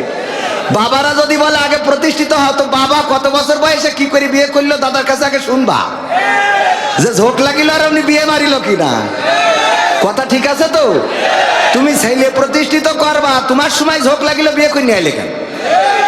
আর এই ছেলেগেরও বলছি যে তোমাদেরও দোষ আছে।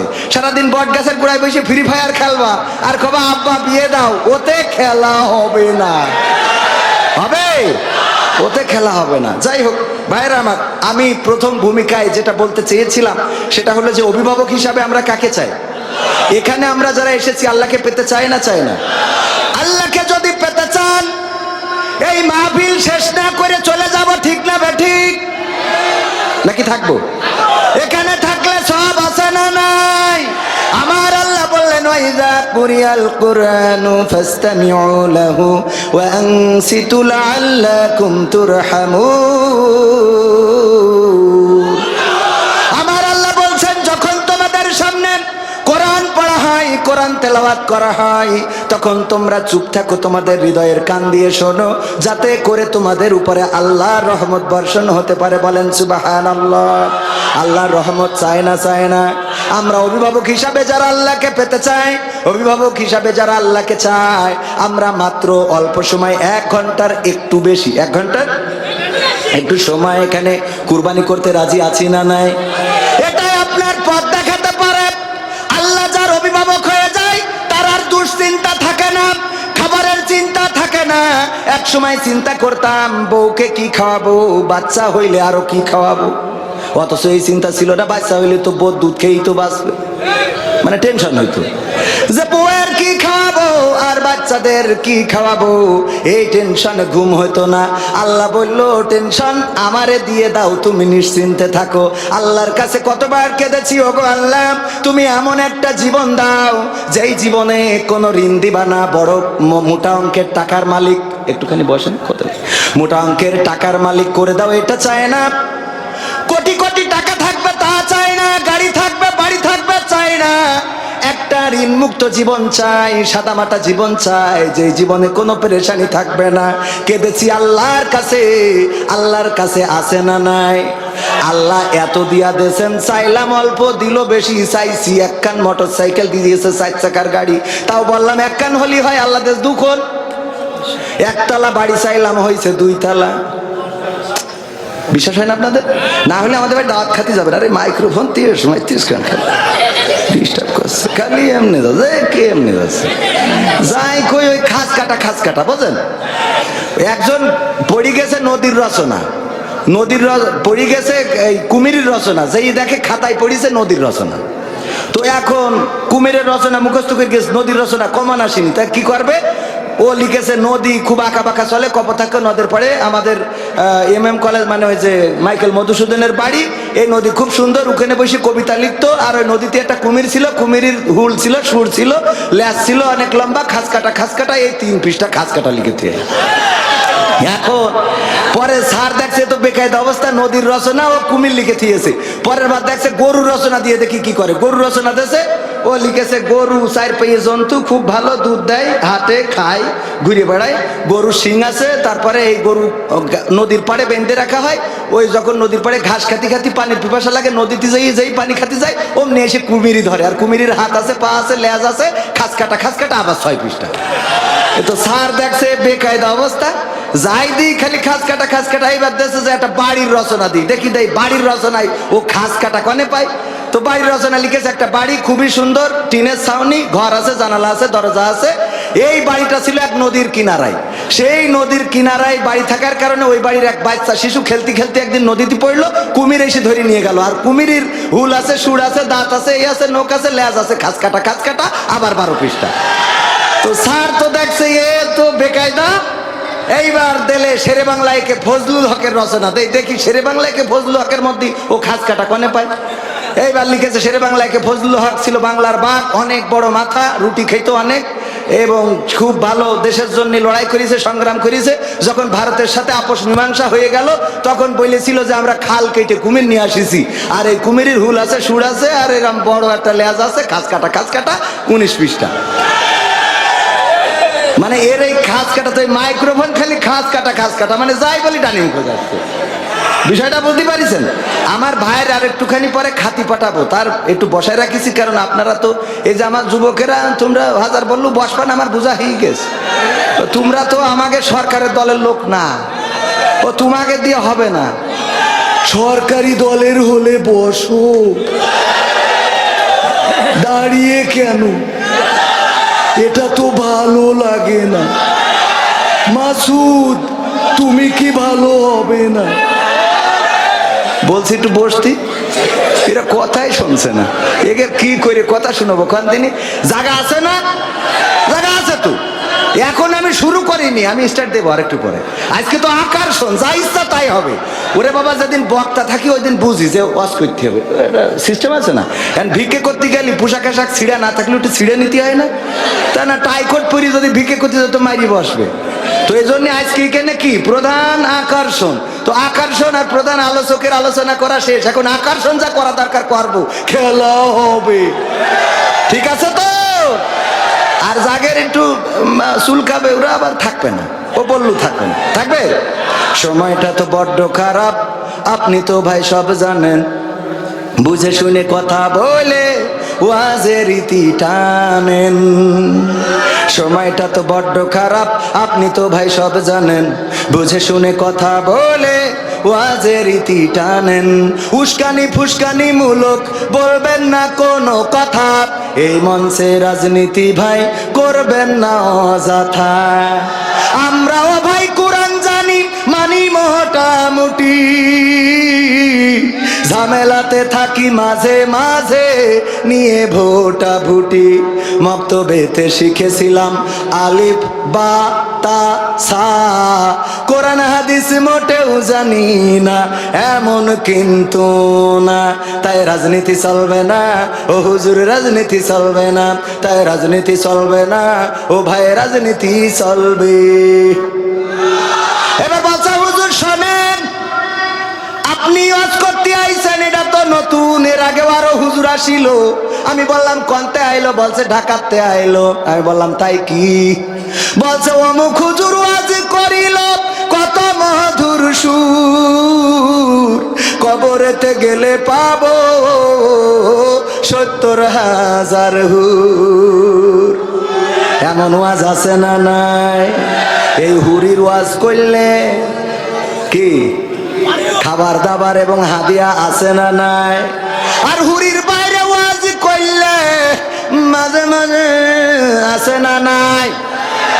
অমুক হুজুর ওয়াজ করিল কত মধুর সুর, কবরেতে গেলে পাবো ৭০,০০০ হুর। অনেক দোয়া আছে পড়লে কোটিতে সওয়াব, সারা জীবন পাপ করিলেও পেয়ে যাব মাপ। বাপ দাদার নাজাত দিতে করেছি ৪০, আমার বেলায় ৪টা গরু গোয়াল ঘরে পোষা। আমিও ভাই কিছুটা জানি, মানি না তা না, ছোটবেলায় শিখেছিলাম আলিফ বা তা সা। তাই রাজনীতি চলবে না ও হুজুর, রাজনীতি চলবে না, তাই রাজনীতি চলবে না ও ভাই, রাজনীতি চলবে। এবার বলছে হুজুর শোনেন, আপনি মনে করছেন আমরা জানি না মানি না, না জানি মানি সব করি, ইবাদত বন্দেগি করলাম। কি করেন? বলছে হুজুর মিলাদ করি, কিয়াম করি, যাই বাবার মাজারে, হয়তো একটু বিড়ি টানি রাজগঞ্জের বাজারে। আছে না নাই? কম না বেশি? সত্যি বলছি তো। মিলাদ করি, কিয়াম করি, যাই বাবার মাজারে, হয়তো একটু বিড়ি টানি মনিরামপুরীর বাজারে। ফজর নামাজ হয় না পড়া, থাকি তখন নিদে। হুজুর বিশ্বাস করেন আল্লাহর কিরে হয় না কাজা, নামাজটা 2 ঈদে। আছে না নাই? তবে আর একটা ঘটনা ঘটাই গো, ঈদের নামাজ টেলিভিশনে সাংবাদিক সাক্ষাৎকার নিচ্ছে যে আগামীকাল কটায় জামাত হবে। বলছে আগামীকাল ঈদুল আজহার 9টার সময় জানাজার নামাজ হবে। কে নামাজ হবে? ঈদুল আজহার। আমি বললাম তাহলে একটা মরিয়ে শেষ আর একটা বাকি, ঈদুল আজহা শেষ ফিতর বাকি। কি যুবকেরা এ কথা কও না কেন? তোমাকে ফ্রি ফায়ার খেলি খেলি এনার্জি চলি গেছে। আগে যুবকরা যদি, আগে মানুষ যদি চিকুন হইতো তো মানুষ বলতো তুই কিছু খাইস না নাকি, তোর এই অবস্থা কেন? আর এখন যদি চিকুন হয় কয় কিছু খাওয়া ধরেছিস নাকি? ঠিক না বেঠে? কয় কিছু খাওয়া ধরেছিস? পাকা হুজুর সব জানে। হ্যাঁ, এ হুজুর তো সে হুজুর না, এ হুজুর আরো পরে অনেক বড় হুজুর হবে ইনশাআল্লাহ। ও মাহফিল শুরু করা হয়নি ভাই, বসায় রাখেছি, খাতি পাঠাবো, শুরুটা করে নি। হ্যাঁ, মাঝখানে থাক, শুরুটা করে নি। সবচেয়ে সেরাজের সুদখোর, ওর কাছে যেয়ে এইটা পড়তে হবে। ও মা, উনি উঠে চলে গেছে, পরের দিন শুনলাম উনি নাকি সেরা সুদখোর। কেমন লাগে কোন দিন? মাঝে মাঝে এরকম বেকায়দা ঘটনা ঘটে যায়। ওই যে মনিরামপুর দূর আপনাদেরকে চুকনগরে গেলাম, চুকনগরে এক চেয়ারম্যান এসে নিচেই বইছে। আমি বলছি চেয়ারম্যান আপনি চেয়ারে বসেন, আপনি চেয়ারম্যান থাকবেন চেয়ারে? তা বলছে না হুজুর আমি নিচেই বসে। নিচেই বসলে ওঠেন, উপরে উঠে বসেন। তা বলছে যে না হুজুর আমি বলছি শুধু এখানে বসলে হচ্ছে না, আজকে ঈশার নামাজ হলে এখানে জামাত হয়েছে, কিন্তু অন্য ইমামরা ইমামতি করেছে, আপনি চেয়ারম্যান, ইউনিয়নের চেয়ারম্যান, আগামীতে ঈশার নামাজ হবে, জামাত হবে, আপনি থাকবেন সামনে, ইমামতি করে দেবেন, সবাই নামাজ পড়বে আপনার পিছনে। তো উনি হাসতেছে, আমি কিছু বললাম, আমি মনে করছি হাসছে যখন তাহলে আর একটু সামনের দিকে যাই। আমি বলছি শোনেন এখানে শেষ না, আগামীতে কাউন্সিলে আজান হবে, আপনি সেই আজান হয়ে যাওয়ার পরে মেম্বারদের নিয়ে ওখানে ইমামতিতে দাঁড়াবেন, মেম্বাররা আপনার পিছনে নামাজ পড়বে, কারণ আপনি চেয়ারম্যান। তো উনি তাও একটু হাসি উঠলো। আমি বলছি যে এখনো শেষ হয়নি, আগামীতে যদি কোরআন কায়েমের ডাক আসে, রাজপথে যদি কোরআন কায়েমের আন্দোলনের ডাক পড়ে, তাইলে আপনি চেয়ারম্যান কর্মীদের নিয়ে রাজপথে ঝাঁপাই পড়তে হবে, যতক্ষণ পর্যন্ত কোরআন কায়েম না হবে রাজপথ ছেড়ে যাওয়া যাবে না, কথা যেন মনে থাকে। একজন বলছে হুজুর শুরু করেছেন কি, আমাকে চেয়ারম্যান হইলো হিন্দু। তাই বলছি তো এটা আগের থেকে না, এটা আর একটু দেরি করলি তো আমি একবার মক্কা মদিনাতে হজ ওমরা করাই নিতে থিয়ে দিতাম এখানে। তো এখন এই মাঝে মাঝে একটু মিস্টেক হয়। আমার চৌগাছায় গেলাম এক মাহফিলি, চেয়ারম্যান বসা, চেয়ারম্যান চিন্তা করি আমি সরকারের উন্নয়নগুলো তুলে ধরলাম, যে পদ্মা সেতু এত কিছু করেছে, এত উন্নয়ন মাননীয় প্রধানমন্ত্রী, আসলে উন্নয়ন তো আছে, যে মেট্রো রেল সব বলেছি। বলার পরে মোনাজাতের সময় বলছে হুজুর খালেদা জিয়ার জন্য একটু দোয়া করতেন। আমি বলছি কে? তা বলছে আমি বিএনপি চেয়ারম্যান। আমি বলছি তার সহ্য না করি পারা যায়? সারাদিন উন্নয়নের কথা বললাম, এখন কোন আপনি বিএনপি চেয়ারম্যান, ভাল লাগে কোন? তো এই জন্যই মাঝে মাঝে একটু পিটির পথে যায়, তো গেলেও কি করা, ওই ধৈর্য ধরি থাকতে হয়, প্রোটেকশনে আছে আলহামদুলিল্লাহ, মাস্টার মানুষ আলহামদুলিল্লাহ। এছাড়া আলোচনা করেছেন, জিকির করেছেন, জিকিরের বয়ান করেছেন মাওলানা মুফতি মামুনুর রশিদ সাহেব, বিশেষ আলোচক ছিলেন হাফেজ মাওলানা শেখ শওকত বিন কাশেম। এবং আমি বসায় রাখিছি আমার ভাইকে এই জন্যে যে শাহেখ সাইফুল্লাহ বিন কুরবান ভাই, উনি বন্ধুবর হলেও উনি আমার থেকে অনেক বিজ্ঞ বিচক্ষণ একজন আলোচক। আলহামদুলিল্লাহ, আল্লাহ ওনার কণ্ঠকে বিশ্বময় কবুল করুন, বলেন আমি। আল্লাহ রাব্বুল আলামিন যেন উনাকে এই বাংলাদেশ শুধু নয় গোটা বিশ্বে বাংলা ভাষাভাষী মানুষের কাছে দিন প্রচার করতে পারে সেই তৌফিক যেন দান করেন, বলেন আমিন। উদার প্রকৃতির মানুষ, উনি একজন বড় আলেম, আমার থেকে বড় আলেম, বাট উনি আমার আগে উনি ওয়াজ করেছেন, আমার আগে উনি ওয়াজ করেছেন, করে সুযোগ করে দিয়েছেন। আমার পাশে আছেন আপনাদের এলাকার কৃতি সন্তান, চেনেন কিনা? চেনেন কিনা? আপনার এলাকার সন্তান, আপনাদের খুব ভালোবাসার মানুষ, আমাদের জাহাঙ্গীর স্যার, উনি বীরশ্রেষ্ঠ কি যেন মুক্তিযোদ্ধা কলেজের প্রফেসর। আমি আর মুখস্থ থাকে না, ব্রেনের সমস্যা। একজন বলতেছে আমার মেধা, বলছে আব্বা আমি 2টা পুরস্কার পাইছি। বলছে কৃষি, বলছে একটা হলো মেধা তালিকায় আমি সেরা হয়েছি, এই জন্য একটা পুরস্কার পাইছি। বলছে আরেকটা তো মনে নেই। তাহলে ওর কি মেধা চিন্তা করতে হবে, ও মেধা তালিকায় ফার্স্ট হয়েছে তাই ওর একটা পুরস্কার, 8টা পুরস্কার কে জন্য তা ওর খেয়াল নেই। বোঝা গেছে তো? মানে মানুষের তো শয়তানের তো শেষ নেই। বলছে যে স্যার বলছে এর মধ্যে অলস কিডা একটু হাত উঁচু করো, আমি পুরস্কার দেবো। তা সবাই হাত উঁচু করেছে, একজন হাত উঁচু করেনি। বলছে তাহলে সব অলস, একটা খালি পাওয়া গেল যে অলস না। তা বলছে না স্যার, তা বলছে তুই হাত তুলিস নি কেন? তাহলে বলছে ও তোলে কিডা, তার মানে এইটা হইলো ওগের থেকে উপরে। হ্যাঁ, যাই হোক, ওদিকে না যাই তো। ভাইজান অনেক সুন্দর একজন আলোচক আমার জাহাঙ্গীর স্যার, আজকে কয়েকবার কল দিয়েছেন ব্যস্ততার জন্য, আসলে সবসময় মিট করা সম্ভব হয়ে ওঠে না। আপনাদের এলাকার সন্তান, অনেক বক্তার সাথে উনার সুসম্পর্ক রয়েছে, বক্তারা উনাকে ভালোবাসেন আলহামদুলিল্লাহ। স্টেজে আছেন গণ্যমান্য ব্যক্তিবর্গ, আমার সামনে যারা, তারাই এই মাহফিলের প্রাণ, এই মাহফিলের স্পন্দন, এই মাহফিলের হৃদয়। আপনারা না থাকলে এখানে কেউ নাই। এই মাইক আর ক্যামেরা থাকলে কথা বলতে পারতাম? আপনারা আছেন বলেই মুখ থেকে কথা বের হবে। তো এই জন্যে এই আর পর্দার অন্তরালে আছে মা বোনেরা, আপনাদের থেকে মনে হয় 2টো বেশি হবে। বেশি না কম? কমিটির লোক বেশি না কম? বেশি, কারণ ওরা সিরিয়াল দেখে, ওটা শোধ দেওয়া লাগবে না, কথা কয় না, শোধ দিতে হবে না। তো এই জন্যে মা বোনেরা পর্দার অন্তরালে আছেন, দাঁড়ানো বসা এখানে জায়গা হয় নাই, যারা দাঁড়িয়ে আছেন আমার কলিজার টুকরা যুবকেরা, সোনার ছেলেরা, সবাইকে আনুষ্ঠানিকভাবে সালাম জানাচ্ছি, আসসালামু আলাইকুম ওয়া রাহমাতুল্লাহ। আমরা আল্লাহর শুকরিয়া আদায় করি যে মহান রব দয়া করে মায়া করে আমাদেরকে মানুষ হিসাবে সৃষ্টি করেছেন। আল্লাহ চাইলে অন্য কোনো প্রাণী করে আমাদের পাঠাতে পারতেন না? পারতেন না? যে যুবকেরা আজকে ফ্রি ফায়ার পাবজি খেলো, যে যুবকেরা মসজিদে যাও না, নামাজ পড়ো না, একটু চিন্তা করে দেখো, তোমার যে সুন্দর চেহারা, চুলের যে কাটিং মারো, যদি টাকলা মুরাদের মতো করে দিত, ফ্যাশন মারার কথা মনে থাকতো না। আমার এখানে চান্দি পড়ে যাচ্ছে, নসিবটা ভালো, আগে বিয়ে হয়ে গেছে। এই যে পড়ে যাচ্ছে, এই চুলগুলো দিয়েছেন কে? আল্লাহ যদি চুল না দিতেন তাইলে তোমার ওই ফ্যাশন কুত্তা কাটিং ওইটা মনে থাকতো না। আজকালকের ছেলেরা এবার খাতি পাঠায়। আমার ভাইয়ের জন্য দোয়া করার জন্য বসেছিলাম। তাহলে আপনিও খেয়েতে আসেন, হ্যাঁ খেয়ে আসেন, অসুবিধা নেই। আমার ক্যামেরাম্যান কিছু আছে, আমি সবসময় চেষ্টা করি ক্যামেরাম্যানরা ওদের একটু দুটো ডাল ভাত খাওয়াবেন, যা আছে একটু নিয়ে যান, সাথে করে দুটো ডাল ভাত খাওয়াই দেবেন। হ্যাঁ, আল্লাহ সবাইকে কবুল করুন, বলেন আমি। আর যদি আপনারাও খাতে চান একসাথে লাস্টে, রাজি আছেন? ইনশাআল্লাহ রাজি আছেন? আল্লাহর শুকরিয়া আদায় করে বলেন আলহামদুলিল্লাহ। আজকালকের ছেলেরা বই নিয়ে আর বসে না, গুগলে সার্চ করিয়া পড়ি। ওরে একালের মেয়েরা কোরআন হাদিস ধরে না, আমার মনিরামপুরের মা বোনেরা কোরআন হাদিস পড়ে না, ওয়াল্লাহ টিকটকে ভিডিও ওরা করে।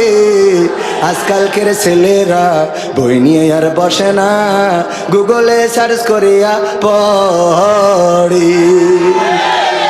আগের সময় প্রেম করিলে সভাপতি বলতো পাইছো কি, এখন বলে সব করিয়া বাবু তুমি খাইছো কি? বলে না, বলে না, বাবু তুমি খাইছো কি? কেন কি কুদি? ও তো বুড়ো ধাড়ি হয়ে গেছে, ওরা তুমি বাবু বলো কোন আন্দাজে? ও কি এখন ফিডার খাওয়ালো? কথা কয় না। এইগুলো আছে না নাই? আমার যুবকদেরকে ফেরানোর দরকার আছে না নাই? যুবকেরা ধ্বংস হয়ে যাচ্ছে, তাদেরকে ধ্বংস করার মতো রাস্তা করে দেয়া হচ্ছে। বিভিন্ন সিনেমা বাংলাদেশ এবং ভারত একযোগে চালানো হয়।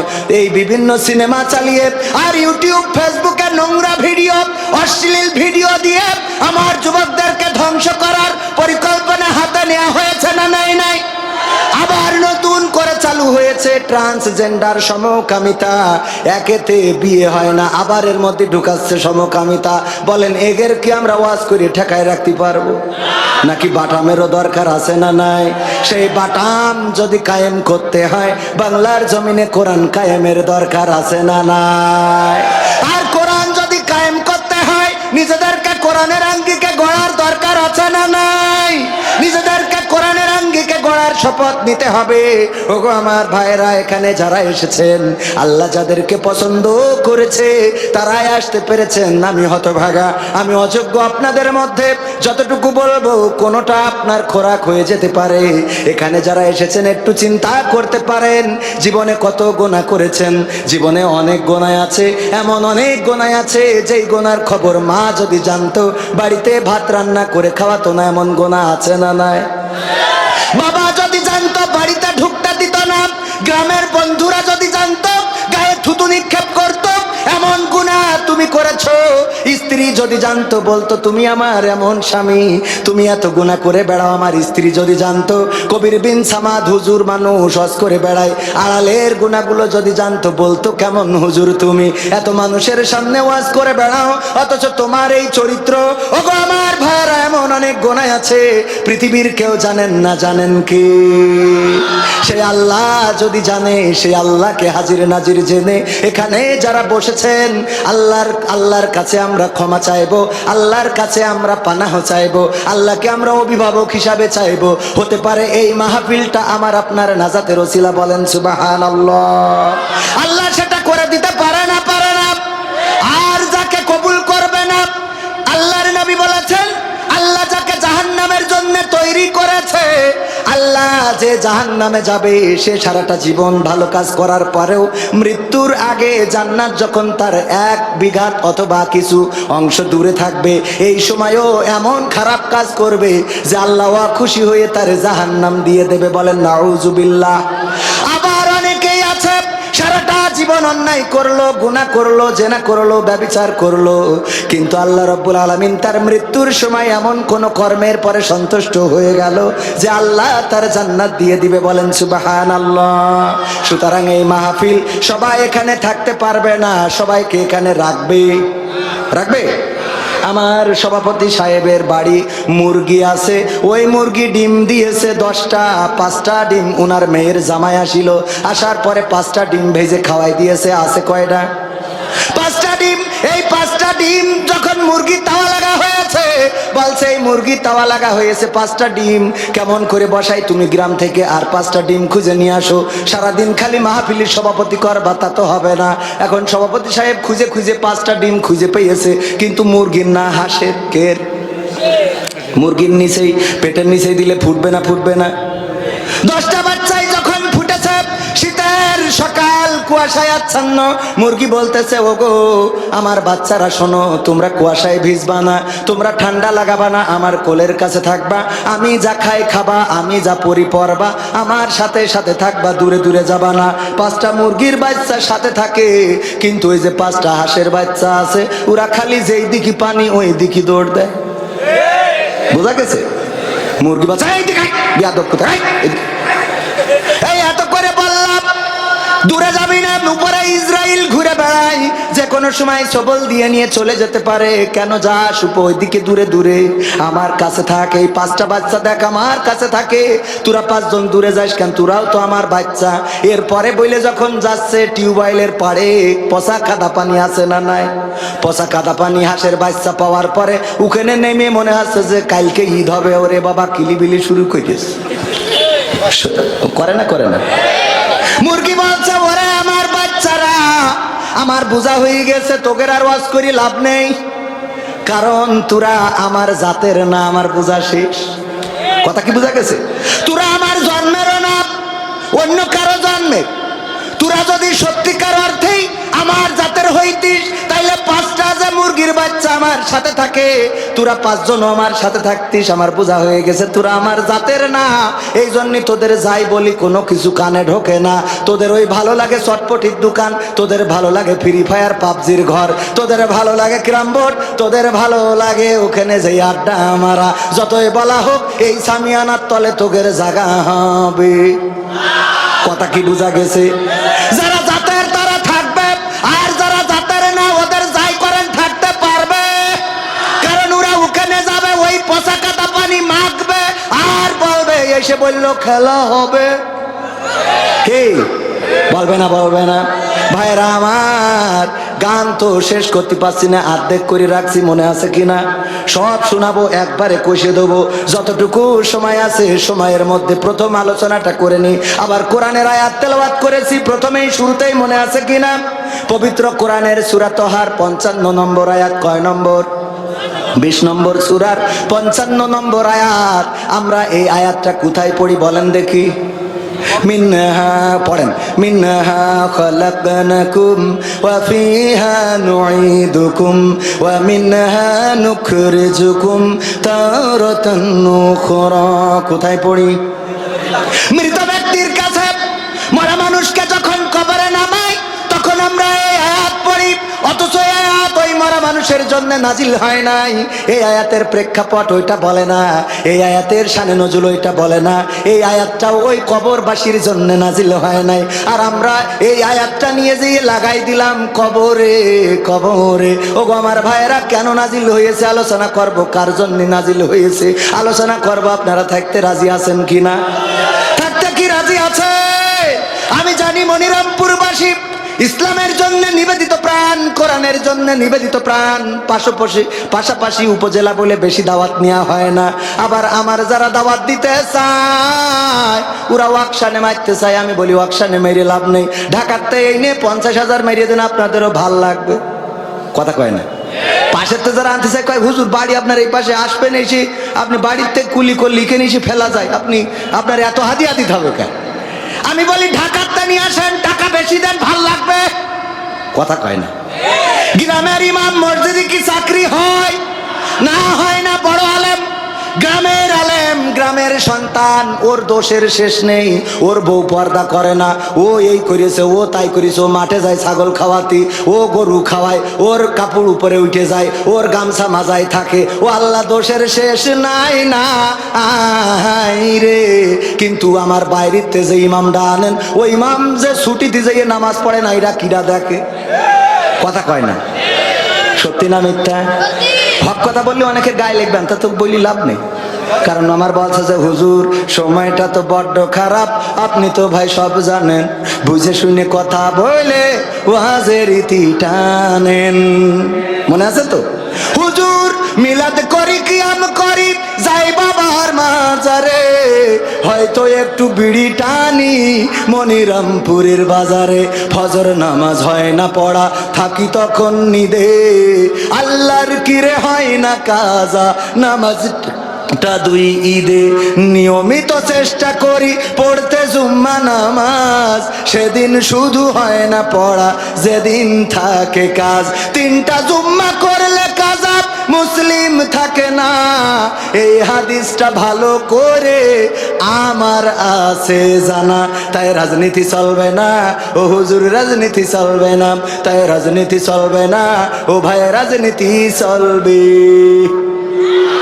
এবার বলছে হুজুর শোনেন, এই যে কোরআন শরীফ আপনারা পড়ে ওয়াজ করেন, এ কোরআন আমি পড়েছি, আমার বউ পড়েছে, আমার শাশুড়ি পড়েছে, শ্বশুর পড়েছে, আমার শালা এমনকি শালিও পড়েছে, কিন্তু এই কোরআনে জিহাদ কোথায় আছে আমি তো খুঁজে পেলাম না। কয় না? কথা কয় না। জিহাদ মিহাদ কোথায় আছে দেখিনি কোনখানে, দরগা পীরের মাজার আমার অনেক বেশি টানে গো বাবা, অনেক বেশি টানে। আছে না নাই? জিহাদ কোথায় আছে খুঁজে পাই না। কেন পাই না? কেন পাই না? পড়ে কিন্তু বোঝে না। ওরে আল্লাহ, এই কথা কত এত কষ্ট হয়। পড়ে কিন্তু বোঝার দরকার আছে না? এই জায়গায় মালয়েশিয়ায় ছিলেন মনিরামপুর অনেকেই আছে, আমার সাথে দেখাই ছিল না, হাত তোলেন হাত তোলেন, এই যে অনেকেই আছে। একজন মালয়েশিয়ায় তার মা নিয়ে গেছে, নিয়ে যাওয়ার পরে মা মরি গেছে, তো যাওয়ার পরে চিঠিটি লিখে পাঠাইছে মা ইবু সুডামাতি, ইবু সুডামাতি। ওই যারা মালয়েশিয়ায় আছে ওরা বুঝতে পারছে, মানে মালাই ভাষায় ইবু সুডামাতি মানে মা মরি তেস মারা শেষ। এখন এই চিঠি লিখে দেয় সেই জন্য যে এই চিঠি যদি লিখে দিই ও ডাইরেক্ট জন্য কিরাস না খায়। অনেক সময় আছে না, মুখের পরে যদি বলি ফেলে তোর আব্বা মরি গে, ও তো ঠাস করি তো স্টপ করবে। ওর আস্তে করে বলতে হয় এই চল দিন হাসপাতালে, মনে হয় তোর আব্বা একটু অসুস্থ, একটু ঝামেলায় আছে মনে হয়, এই বলি আস্তে করে গাড়িতে নিয়ে বলতে হয় দেখ হায়াত মৌতের কথা তো বলা যায় না, কখন কি হয় আল্লাহ কার কখন নেবে বলা তো যায়। এইভাবে বুঝতে বুঝতে লাস্টে কোথায় যে বলো গেছে। ঠিক না বে ঠিক? মরি গেলে আপনি ফসাং করেন এই তোর আব্বা মরিয়ে গে, ও তো ওখানে স্টক করবে। আয় হ্যাঁ, এবার তো তেজ মারা শেষ, এখনো বিয়ে হইলো না। ঠিক আছে তো, কথাটা বুঝবেন। এখন ও পাঠাইতেছে যে মালাই ভাষায় লিখে দিলাম, আমার এক চাচা থাকে মালয়েশিয়ায়, তাহলে চাচার কাছে যাবেন, চাচা ছুটিতে গেছে, যে কবেন এই যে কি লিখে দেস এ তো বুঝিনি, একটু বুঝাই দিন। তো চাচা সান্ত্বনা দিয়ে বলবেন যে দেখ হায়াত মৌতের কথা তো বলা যায় না, কিল্লা ফতে। তো এখন এই কথা বুঝানোর জন্য ও মালাই ভাষায় লেখ। ও করিস কি কোনো জায়গায় না যাইয়ে ও ওইটা পড়িয়ে মাঠে যেয়ে গান গাইতেছে, ইবু সুডামাতি, ইবু সুডামাতি। ওরে গান খুব কায়দা করে গান তৈরি। পাশ দিয়ে যখন আর একজন যাচ্ছে বলছে কি করছিস রে, বলছে আমি নতুন একটা মালাই ভাষার গান পাইছি। কি গান? তাই যে ভাই বিদেশ থেকে লিখে পাঠাই দিয়েছে, ইবু সুডামাতি, ইবু সুডামাতি। সুর ভালো হয়েছে না? বলছে সুর তো ভালো হয়েছে, কিন্তু এর মানে কি জানিস? তা বলছে না। বলছে এর মানে হইলে তোর মা কনে থাকে? বলছে মালয়েশিয়ায় গেল। বলছে ওখানে মরি গে। এখন গান কি আরো গাবে? ও বলছে ও আল্লাহ এ কি হইল ও বাবা। কানবে না? কানবে না? তার মানে বুঝার দরকার আছে না নাই? কোরআন যদি না বোঝে তো সারা জীবন পড়ে ও জিহাদ খুঁজে পাবে? ও তো খালি গান গাই বেড়াবে ইবু সুডামাতি। কথা কি বোঝা গেছে? আরেকটা বুঝাই দেবো, আরেকটা বুঝাই দেবো। আব্দুল্লাহ আলামিন ভাই বুঝাইতো, সেটা হইলো কি, এক মসজিদের ইমাম সাহেব সে ছিল একটু ন্যাংরা। কি আপনারা খুড়া বলেন না ন্যাংরা? ন্যাংরা। এই ন্যাংরা আর একজন মুসল্লি ছিল একটু চোখে কম দেখে। তো দুইজনে ওই টেলিভিশনের দোকানে চার দোকানে বসে চা খাচ্ছে। তা হুজুর বলছে যে এবার মাশরাফির দল খুব ভালো খেলতেছে। বলছে ভালো খেলতেছে, ও তো ভোট করি এমপি, ভালো খেলছে না ছাই খেলছে। বলছে সাকিব হাসান ভালো খেলছে, তা বলছে সেও তো এমপি। দুইজনে তর্ক করতে করতেই এক পর্যায়ে মাগরিবের আজান হয়েছে। ইমাম বলছে যে শোনো, ইমাম মনে আছে তো কি ন্যাংরা। ইমাম বলছে চলো আজান হয়ে গেছে, নামাজটা পড়ে আসি। মসজিদে যেই নামাজ পড়ছে, ইমাম নামাজের মধ্যে তেলাওয়াত করেছে ওয়া কানা মিনাল কাফিরিন। কানা পিছনতে বলছে হুজুর তো জম্মের খান।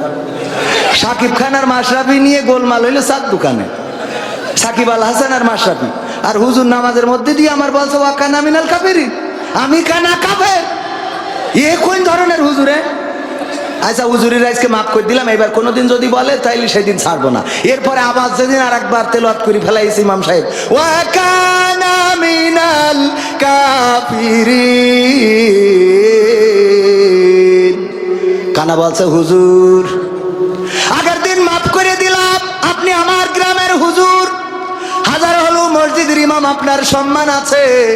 আর আপনার কত যত্ন করে আমরা খাওয়াই, আমার বউ মুরগি জবাই করে কিডনি ফুসফুসে খুলে আপনার খাওয়ায়। আর আপনি প্রতিদিন নামাজ দিয়ে বলেন যে ওয়াকানা মিনাল কাফিরিন। আপনি ইমাম, আপনার বলার অধিকার আছে বলে আমার প্রতিদিন কাফের বানাবেন তা হবে না। আমার তো লুকমা দেওয়ার অধিকার আছে, আজকে আমি লুকমা দিচ্ছি। আল্লাহু আকবার। ওয়া ন্যাংরা মিনাল ফাসিকিন। আমি কানা কাফের হইলে তুমি ন্যাংরা ফাসিক। তাহলে কি বোঝা গেছে? কি বোঝা বোঝে? কি বোঝা বোঝে? বোঝা গেছে তো? হুজুর জিহাদ মিহাদ কোথায় আছে দেখিনি কোনখানে, দরগা পীরের মাজার আমার অনেক বেশি টানে, সেথায় গেলে শর্টকাটে ভাই জান্নাত পাওয়া যায়, পরকালে তরাই নেবে চিন্তা তেমন নাই। পীর সাহেবের কাছে মুরিদ আমি আমার নেতা, বছর বছর নাজরানা দি আমি আবার সেথা, হইলে ওরস কোনোভাবে মিস করি না, ওখান থেকে আল্লাহ রাসূল হয়েছে জানা। তাই রাজনীতি চলবে না ও হুজুর, রাজনীতি চলবে না, তাই রাজনীতি চলবে না ও ভাই, রাজনীতি চলবে। আমরাও বলি কোন রাজনীতি হবে না। কোরআনের মাহফিল কেন রাজনীতি করব? কেন রাজনীতির কথা বলবো গো? রাজনীতি তো তাদের দরকার যারা ট্রাক নিয়ে দৌড়দৌড়ি করে, যারা বাস নিয়ে দৌড়দৌড়ি করে, যারা ইগল নিয়ে দৌড়দৌড়ি করে, যারা কিস্তি নিয়ে দৌড়দৌড়ি করে, তারা রাজনীতি করো, কোনো আপত্তি নেই এই রে। আমরা কোরআনের নীতির কথা বলবো, তোমরা আমাদের কোনো ঝামেলা করবা না। ঠিক না বেঠে? কোরআনের নীতি করা যাবে তো? কোরআনের পক্ষে কথা বলবো, দল মত নির্বিশেষে কোরআন কায়েমের জন্য যদি ডাক আসে, আমি বলেছি ওগো তাওহীদি জনতা, কে আওয়ামী লীগ, কে বিএনপি, কে জামাত, কে জাসদ, কে বাসদ, কে হেফাজত, এটা বড় কথা নয়। আল্লাহর দিন আল্লাহর জমিনে কায়েম করতে হবে। যেইখানে আছো সেইখান থেকেই তোমাকে চেষ্টা করতে হবে। কোরআন কায়েমের জন্য যদি ডাক আসে, দিন কায়েমের জন্য যদি ডাক আসে, মুসলমান পরিচয়ে সব ভেদাভেদ ভুলে রাজপথে থেকে বুকের তাজা রক্ত যদি ঢেলে দিতে হয়, বুকের তাজা রক্ত ঢেলে দিয়ে সেই রক্তের সাগরে সাঁতার কেটে কেটে একটি রক্তাক্ত বিপ্লবী কালেমার পতাকা বাংলার জমিনে উড়ানোর জন্য প্রস্তুত কারা কারা দুটি হাত দেখতে চায়?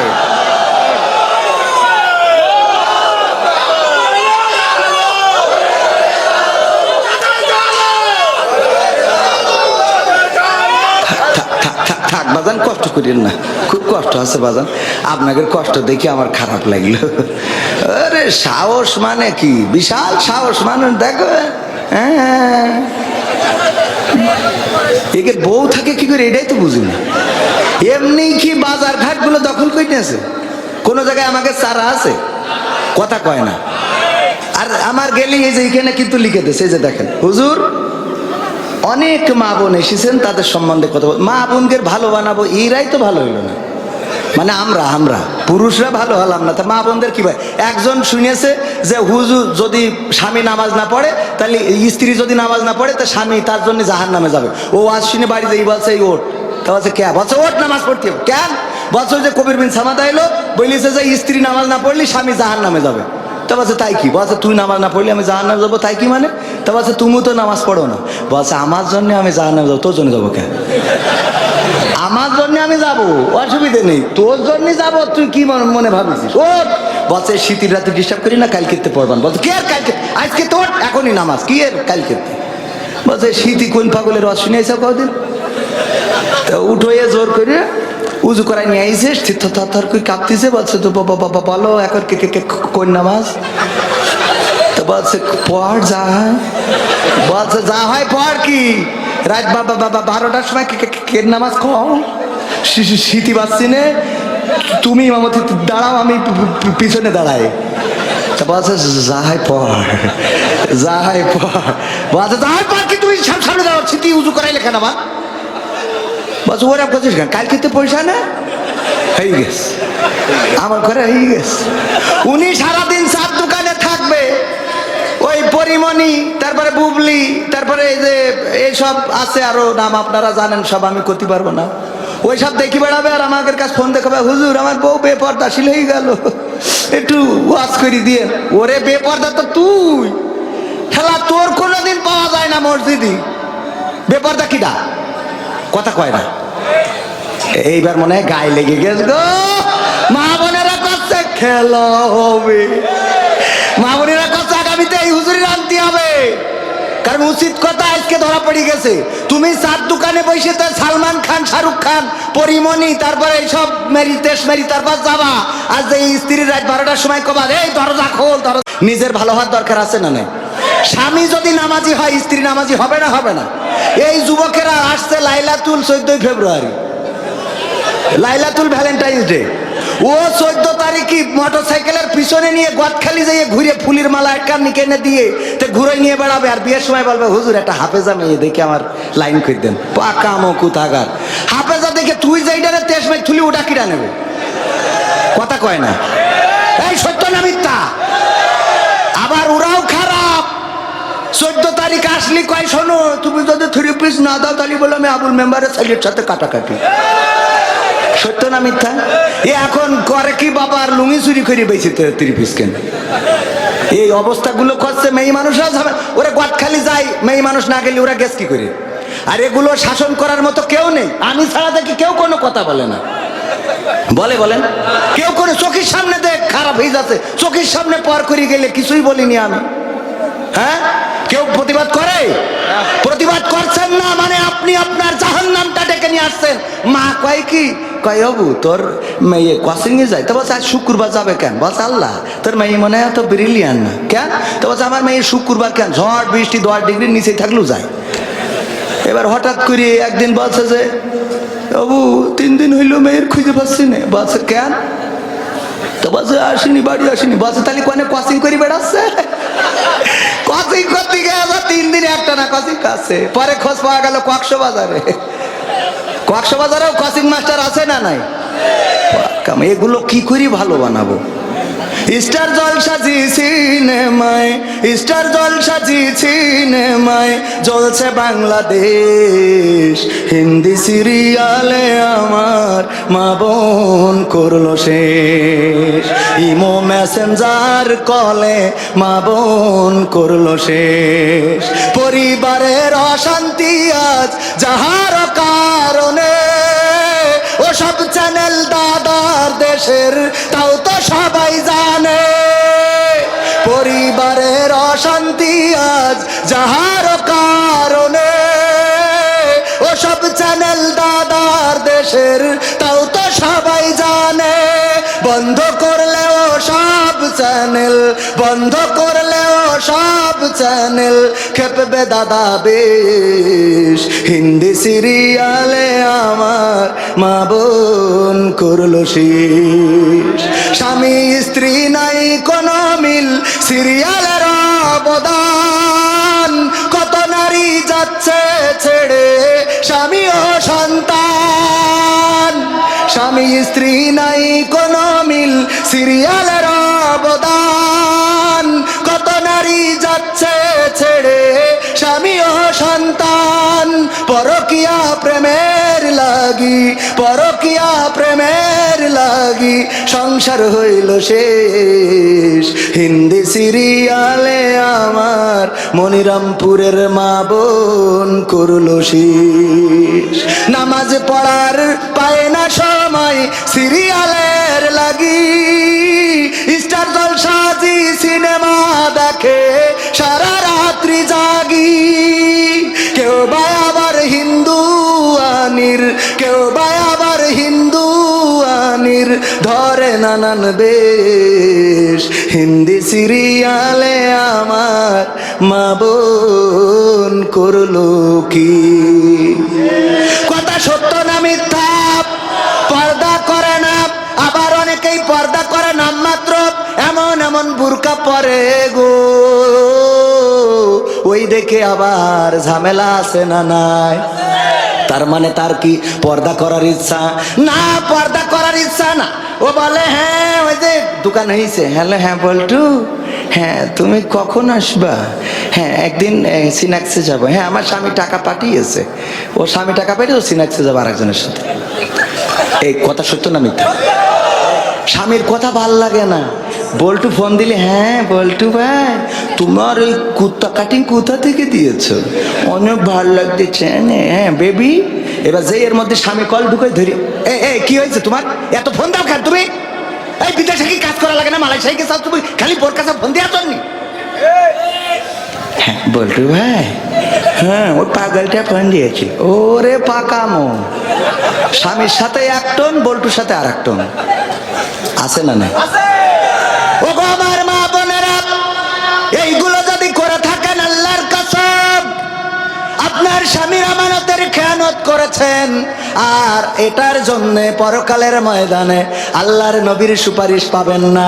কারণ যারা দায়ুস হয়েছে তাদের সুপারিশ করবে না, আর আল্লাহর নবীর সুপারিশ যদি না পান গো, তাইলে জাহান্নাম আছে না নাই? দুনিয়ার এই অল্প কয়দিনের রং তামাশায় যদি আল্লাহকে ভুলে যান, আল্লাহকে যদি অভিভাবক হিসাবে মেনে না নেন, আল্লাহর প্রতি আপনি যদি আসক্ত না থাকেন, পরকালের ময়দানে বিপদে পড়া লাগবে না? লাগবে না? আমাদের অভিভাবক হিসাবে কাকে পেতে চেয়েছি? আল্লাহকে। কেন চেয়েছি আর একটা বললে আপনি বুঝতে পারবেন। এক মাঠে গরু ঘাস খাচ্ছে, হঠাৎ করে একটা বাঘ বেরোয় গরুরে করেছে তাড়া। গরু দেখিস যে এ বাঘের সাথে তো দৌড়ে পারবো না, পাশে ছিল একটা কাদা নরম জায়গা, নরম ক্ষেত, ঝাঁপ দিয়েছে সেই ক্ষেতের মধ্যে। আর বাঘের গতি ছিল বেশি, ও ঝাঁপ দিয়েছে, কিন্তু গরু থিয়ে 3 হাত সামনে চলে গেছে। এখন এমন কাদা যে গরু উঠতে পারতেছে না, বাঘ উঠতে পারতেছে না, যত উঠতে যাচ্ছে তত জড়ায় যাচ্ছে। এর মধ্যে গরু জাবর কাটাচ্ছে। বাঘ বলছে গরু তুই তো আসলে গরু। বলছে কেন? বলছে এই বিপদের মধ্যে তুইও কাদায় আটকে গেছিস, আমিও আটকে গেছি। তুই যদি এখানে ঝাঁপ না দিতিস তাহলে আমি তোরে ধরে খাতাম, আমি তো বেঁচে থাকতাম অন্তত। কিন্তু তুই যদি দৌড়ে পালাই যাতিস তাহলে ভালো কথা, যে দৌড়ে বের হয়ে গেলি, কিন্তু এমন জায়গায় ঝাঁপ দিছিস যে তুইও বাঁচবি না, আমিও বাঁচবো না। আর এখন তুই জাবর কাটাছিস, তোর তো লজ্জা শরম বলে কিছু নেই। তো গরু বলছে যে তো দোস্ত, গরু হইতে পারি, এত হালকা না, কিন্তু তুমি তো দেখছি বলদ ক্লাসের। বলছে কেন? বলছে গো দোস্ত দেখো, তুমিও কাদায় ঝাঁপ দিয়েছো, আমিও দিয়েছি। তুমি দুশ্চিন্তায় আছো, আমি দুশ্চিন্তায় নেই, জাবর কাটাই। কারণটা কি? কারণ হলো আমার একজন অভিভাবক আছে, আমার যে মালিক সে মাহফিলের সভাপতি। ও মাহফিল করতেছে বলে এখনো এখানে আসতে পারিনি। মাহফিল শেষ করি যখন গোয়াল ঘরে আমার পাবে না, তখন লাইট মেরি খুঁজে বেড়াবে, খুঁজদি যখন আমার এখানে পেয়ে যাবে, তখন আমার তো উদ্ধার করে নিয়ে যাবে, আর তোর দেখার পরে এখানে কবর দিয়ে যাবে। ঠিক না বেঠে? তেমনি ভাবে যারা আল্লাহকে অভিভাবক হিসাবে পেতে চায়, ওদের যত কাদার মধ্যে পড়ুক, যত জেলখানায় থাকুক, যত রিমান্ডে যাক, যত ফাঁসিতে ঝুলাক, 13 বছর কেন 23 বছর 63 বছরও যদি কারাগারে রাখে গো, ওরা জানে একদিন আল্লাহ উদ্ধার করার মালিক আছে না নাই? আর যাদের আল্লাহ অভিভাবক না, ওরা জাবর কাটাইতেও পারবে না। একটা ওয়াজ গেল, মনে আছে তো? ওই শুরুতে ধরিলাম অভিভাবক কেন আমাদের দরকার আল্লাহ, এখন কি সে আল্লাহর অভিভাবক করার দরকার আছে? এর ব্যাখ্যাটা হলো এই, যার চাকরি নাই তাহাজ্জুদের নামাজে উঠে আল্লাহর কাছে যদি কাঁদতে পারো, ওগো আল্লাহ কর্ম নাই, লেখাপড়া করে বসে আছি, তুমি চাকরির ব্যবস্থা করে দিতে পারো, আল্লাহর ক্ষমতা আছে না নাই? যে ঋণগ্রস্ত টাকা শোধ হয় না, আজকেও দেখলাম একজন দুবাইয়ে 33 বছর ধরে দুবাইয়ে রয়েছে, প্রবাসী আত্মহত্যা করেছে। নিশ্চয় পরিবারের কোনো সমস্যায় না সমস্যার কারণে আত্মহত্যা করেছে। ওই ব্যক্তি যদি সমস্যাগুলো আল্লাহর কাছে বলতো, যদি আল্লাহর কাছে নিজেকে নিবেদিত করে দিত, সমস্যা দূর করার মালিককে। এই জন্য দেখবেন যে ইমাম সাহেবদের দুশ্চিন্তা কম না বেশি? কম। নিশ্চিন্তে খায়, পান খায়, দেখবেন হুজুররা কুপান দিয়ে পান খায়, টেনশন নেই, তো গরুর মতো খালি জাবর কাটায়, টেনশন নেই। আমি মাঝে মাঝে নাটকের জন্য খাই, খেয়াল করেছেন না? আবার মনে করেন না যে গরুর সাথে তুলনা, মানে এটা একটা কথার কথা বললাম। চিন্তা নেই, চিন্তা নেই। এক গরিব ফকির ভিক্ষে করে আর স্কুলে যেই শুয়ে থাকে, ওই স্কুলের সামনে একটা ছিল 5 তলা বিল্ডিং, তার 3 তলায় এক সাহেবে যেদিনই ঘুমিতে হঠাৎ ঘুম ভাঙলি উঠে থাকে, উনি জানলাই ওই ব্যালকনিতে হেঁটে বেড়াচ্ছে, খালি এরম করে পিছনে হাত বেঁধে হেঁটে বেড়ায়। আবার ঘুমিতে আবার যে পিসাব লাগে উঠে দেখে উনি হেঁটে বেড়াচ্ছে। তো একদিন ফকিরের চিন্তা হয়েছে, আশ্চর্য ব্যাপার, ঘুমিতে উঠলেই দেখি উনি হেঁটে বেড়ায়, কে সারা রাত ঘুমায় না কেন? তো ওনার কাছে গেছে, যে বলছে যে এই যে সাহেব, আমি তো ফকির মানুষ, আপনি এই যে ঘুমান না সারা রাত, পায়চারি করেন, কি সমস্যা কি আপনার? তো বলছে যে তোমার কি প্র্যাকটিক্যালে বুঝাইনো লাগবে? তা বলছে একটু বুঝলি ভালো হইতো। তা বলছে কি করো? ভিক্ষে করি খাই। তা বলছে আমি তোমার এক কাজ করি, তোমার 1 লাখ টাকা দিচ্ছি। তো ওর 1 লাখ টাকা দিয়েছে, যে 1 লাখ টাকা নিয়ে যাও। তো ও চিন্তা করছে, বাবা 1 লাখ টাকা, এত ভিক্ষে করি 100-200 টাকাও হয় না রে, 1 লাখ, আল্লাহ কত বড় লোক। ও এসে ওই রাত্রি যখন স্কুলে ওই শুতি গেছে, খালি মনে হচ্ছে এই টাকা কনে রাখবো, এ তো চোরে নিয়ে যাবে না, বালিশের মধ্যে রাখি। আবার মনে হচ্ছে ঘুম পড়লি যদি নিয়ে যাই, মনে করছে খেতার তলে রাখি, তো খেতার তলে আমি যেই মুড়া মারবো, এই পাশে যদি কেউ দেখি ফেলে, এই টেনশনে সারাটা রাত ওই টাকা নিয়ে মোট ঘুম হয়নি। পরের দিন যাই বলছে যে বাবু এই তোমার টাকা নিয়ে আসলাম, নাও। বলছে কেন? বলছে ওই টাকার মালিক হয়ে রাতের ঘুম হারাম করতে চাইনি। কথা কি বোঝা গেছে? তার মানে টাকা থাকলেই সুখ হয়, টাকা থাকলেই ঘুম হয় না। আল্লাহর প্রতি যারা সন্তুষ্ট থাকে, আল্লাহকে যারা অভিভাবক মেনে নেয়, এদের শান্তির কোনো শেষ। মারাও যদি যায় নিশ্চিন্তে মারা যাবে, কোনো টেনশন নেই। আর যারা বেকায়দা অবস্থা করে বেড়াইছে গো, ওরা মারা যাওয়ার সময় ছেলিগের বলে, খুকা আমি তো মারা যাব, মারা যাওয়ার সময় আমার কাপনের কাপড় দিবি, একজনের কবরতে চুরি করে নিয়ে আসবি, নিয়ে আসি কবর দিবি। তা বলছে এটা একটা কথা হইলো, কাপন চুরি করে কবর দেবো মানে? আপনি মরি গেলে সুদ খেয়ে যে টাকা বানাইছেন, আমি মনিরামপুর থেকে যশোরতে ডাইরেক্ট দামি কাপড়ের কাপন কিনে। বলছে ওরে পাগল, এটার একটা বুদ্ধি আছে। কি বুদ্ধি? বলছে আছে, তোরা পুরোনো কাপনের কাপড় দিয়ে আমার কবর দিস দিন। তা বলছে আব্বা একটু বলতে হবে। বলছে বলাই লাগবে, বলা আব্বা একটু শিখে রাখি। তা বলছে দেখ দুনিয়ায় তো বুদ্ধিজীবী ছিলাম, বুদ্ধি করি কত দাড়িওয়ালা টুপিওয়ালাকে তেস মেরে থুয়ে দিছি, ভেরির ভিতরে রেখে দিতাম, ওসব কথা না বলি। তো এর মধ্যে করতাম, ঝামেলা করতাম, কারোর ফাঁসিতে ঝুলেছি, ওসব কথা না বলি। তো এইসব করেছি। এখন মরিচ যাওয়ার পরে শুনলাম যে হুজুররা বলে যে জিজ্ঞেস করবে মান রব্বুকা মান দিনুকা মান নাবিউকা। তো তখন আমি তো জবাব দিতে পারবো না, কারণ সারা জীবন তো উল্টো করে বেড়াইছি। তা বলছে তা পুরনো কাপনের সাথে সম্পর্ক কি? বলছে সম্পর্ক আছে। সেটা হইলো ফেরেশতা এসে যাই বসায় জিজ্ঞেস করবে যে মান রব্বুকা মান দিনুকা মান নাবিউকা। আমি কব আমি এই প্রশ্নের উত্তর আর কবার দেবো? তো তখন কবে কবার দেবো? তার মানে তো কব কাপনের কাপড় দেখে বুঝতে পারছো না আমি তো আজকের লাশ না, কাপনের কাপড় পুরো নেই, ছিঁড়ে যাতি গেল। আবার এসে জিজ্ঞেস করে যাবে, বুদ্ধি খাটবে ওখানে, পাকামো খাটবে। اليوم نختم على أفواههم وتكلمنا أيديهم وتشهد أرجلهم بما كانوا يكسبون। আমার আল্লাহ বলছেন ওই দিন পরকালের ময়দানে আমি মুখে আটা মেরে দেব। কেন মেরে দেব? কারণ আটা না মেরে দিলি, যখন জিজ্ঞেস করে তুমি আসলে কি টিরাকে ছিলে নাকি নৌকায় ছিলে, যেইটা পাস করে ওইটার কয় কথা কয় না। সারা জীবন টিরাকের পিছনে কুপাইলো, যেই নৌকা পাস করিছে বলছে নৌকা জিতবে এবার, নৌকা কথা কয় না। এখন এটার হিসাব নেওয়ার দরকার আছে না নাই? তুই অরিজিনাল এই টিরাক না নৌকা, এটা দেখার দরকার আছে না নাই? এই জন্য আল্লাহ মুখে আটা লাগাই দেবে গো, দিয়ে বলবে হাত তোর জবান খুলে দিলাম, কনে মারিল তাই কর। কথা কয় না, কথাটা কি বোঝা গেছে? এটা উদাহরণ, রাজনীতির কথা না বলো, এটা হলো উদাহরণ দিলাম। পরকালে যে যখন বলবেন যে আল্লাহ আমার মতো আল্লাহর ওলি পৃথিবীতে নেই, আমি বিশাল ভালো ছিলাম, আল্লাহ কবে একটু চুপ থাক, তোর হাত মাত খুলে দে, দেখি দে কি করেছিস। এইবার যেই খুলে দেবে কবে আল্লাহ মানুষের বেড়ায় একটাও রাখিনি। কথা কয় না। কি হবে বেঁচে থেকে অযথা বিদ্যা শিখে যদি না গড়তে পারি শোষণবিহীন সমাজটাকে? কি হবে বেঁচে থেকে? কি হবে ছাত্র সেজে চুমু খেয়ে সনদ খানা যদি হয় বিদ্যালয়টা সমকামীদের আড্ডাখানা? কি হবে ছাত্র সেজে চুমু খেয়ে সনদ খানা যদি হয় বিদ্যালয়টা পরিমণিদের আড্ডাখানা? এর চেয়ে মরাই ভালো, দেশ ছেড়ে যাওয়াই ভালো, এর চেয়ে মরাই ভালো, দেশ ছেড়ে যাওয়াই ভালো। কি হবে ধোকা দিয়ে বিবেকটাকে? কি হবে বেঁচে থেকে অযথা বিদ্যা শিখে যদি না গড়তে পারি শোষণবিহীন সমাজটাকে? কি হবে বেঁচে থেকে? কি হবে যুবক নামের বোঝা হয়ে এই ধরাতে যেখানে মা বোনেরা ধর্ষিতা হয় দিনে রাতে? কি হবে যুবক নামের বোঝা হয়ে এই ধরাতে যেখানে মা বোনেরা ধর্ষিতা হয় দিনে রাতে? যৌবনের সার্থকতা ঘুচিবে সকল ব্যথা, যৌবনের সার্থকতা ঘুচিবে সকল ব্যথা। পারো যদি বলি দিতে মানুষরূপী পশুটাকে, পারো যদি বলি দিতে মানুষরূপী পশুটাকে? কি হবে বেঁচে থেকে অযথা বিদ্যা শিখে যদি না গড়তে পারি শোষণবিহীন সমাজটাকে? কি হবে বেঁচে থেকে? কি হবে লেখালেখি কলমবাজির ওই মহড়া সমাজের আসল চিত্র যদি না যাই তুলে ধরা? কি হবে টিভি চ্যানেল সাংবাদিকের এই ক্যামেরা সমাজের আসল চিত্র যদি না যাই ভিডিও করা?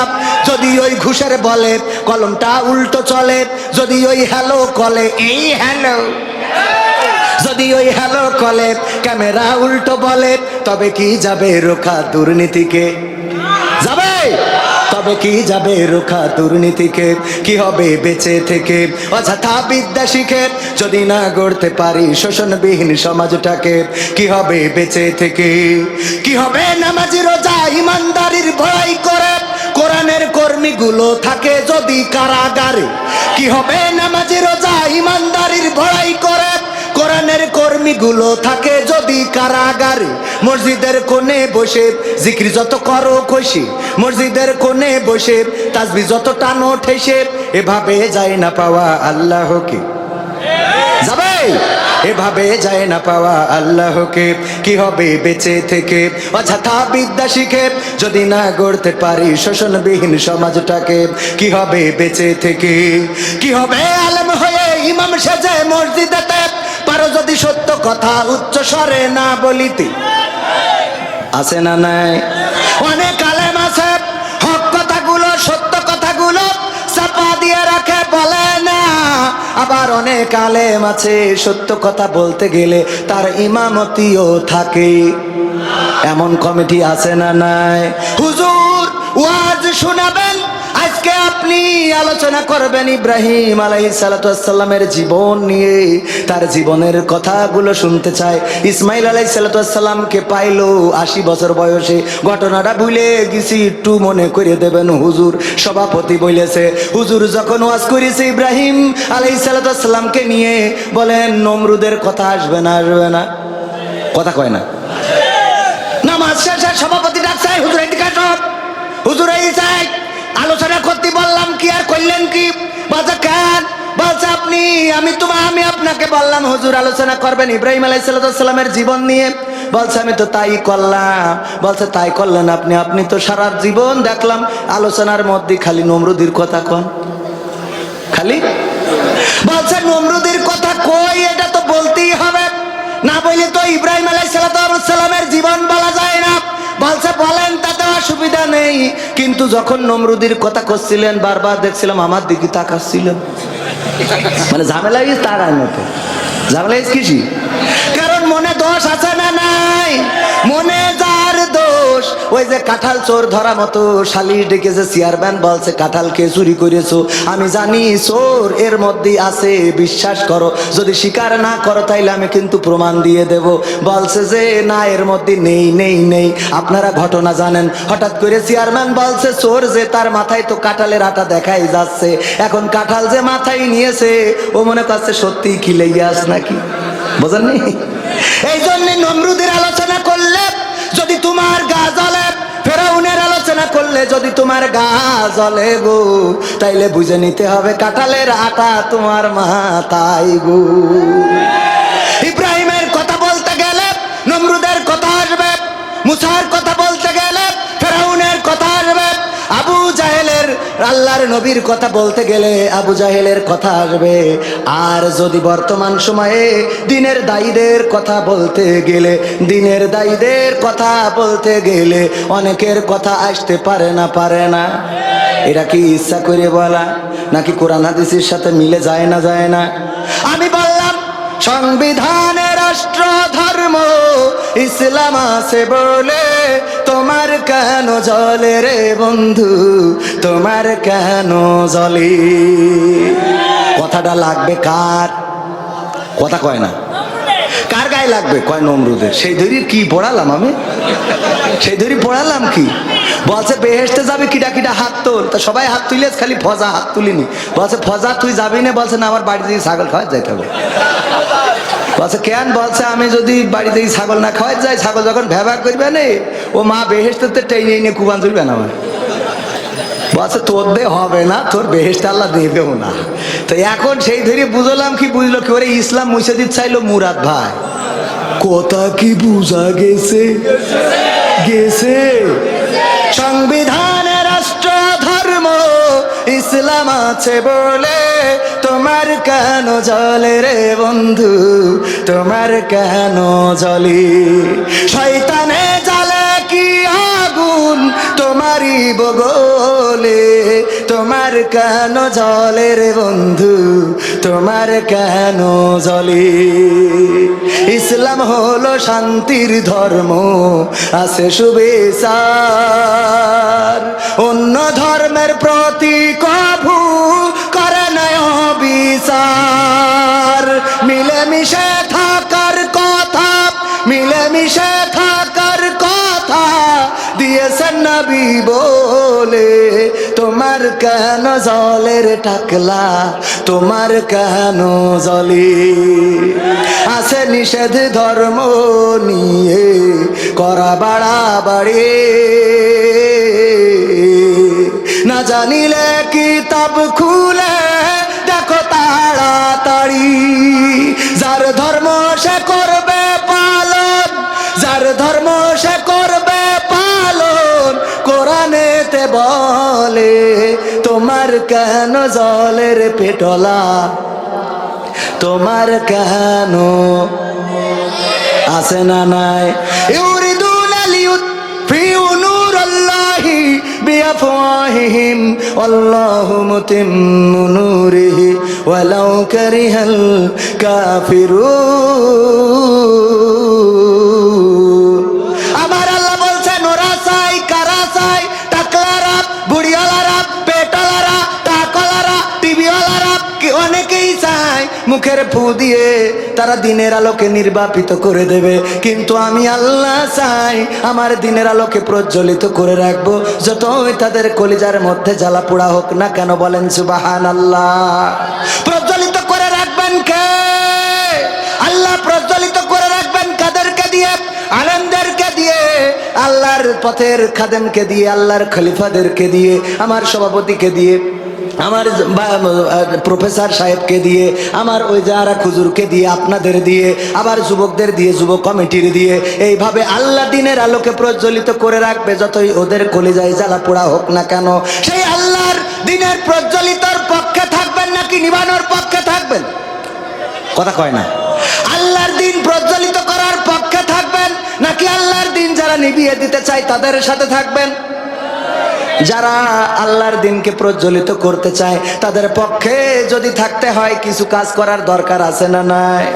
আমি বলবো, কিন্তু তার আগে আমার মা বোনদের একটু কথা না বললেই নয়।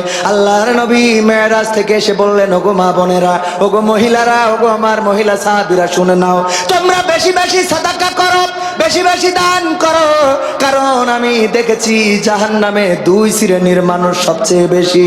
কয় শ্রেণীর? তার মধ্যে এক শ্রেণী হলো নারীরা। দুইটা কারণে জাহান্নামে বেশি, জাহান্নামে নারীরা দুইটা কারণে বেশি। আমি ভুল বলে ফেলেছি, জান্নাতে সবচেয়ে বেশি দরিদ্র শ্রেণীর মানুষ, আর জাহান্নামে বেশি সবচেয়ে নারীরা। আর নারীরা জাহান্নামে বেশি কারণ হলো দুইটা। কয়টা কারণ? কয়টা বলার দরকার আছে না নাই? মা বোনদের একটু শুনাইলে আপনাদের কাজে লাগবে, আপনাদের উপকার হবে। অনেক যুবক আছে, যুবকেরাও ওয়াজ শুনে যাও, কাজে লাগবে। কারণ এখন মনে করছাও যৌবনের গরম গো, এই গরম চিরদিন থাকে। রূপের বড়াই করিস না রে, রূপ চিরদিন থাকে না। রূপের বড়াই করিস না রে, রূপ চিরদিন থাকে না। নিজের মুখটা দেখা একদিন হইব রে তোর যন্ত্রণা। নিজের মুখটা দেখা একদিন হইব রে তোর যন্ত্রণা। ঠিক না? রূপের বড়াই করিস না রে, রূপ চিরদিন থাকে না। রূপের বড়াই করিস না রে, রূপ চিরদিন থাকে না। নিজের মুখটা দেখা একদিন হইব রে তোর যন্ত্রণা। নিজের মুখটা দেখা একদিন হইব রে তোর যন্ত্রণা। সময় হইল বড় শিক্ষক, সব দিব শিখাইয়া। সুখের জীবন থাকবে না রে, দেখবে না কেউ চাইয়া। সময় হইল বড় শিক্ষক, সব দেব শিখাইয়া। সুখের জীবন থাকবে না রে, দেখবে না কেউ চাইয়া। বাইসা থাইকা মরবি রে তুই, জ্বালা সইতে পারবি না।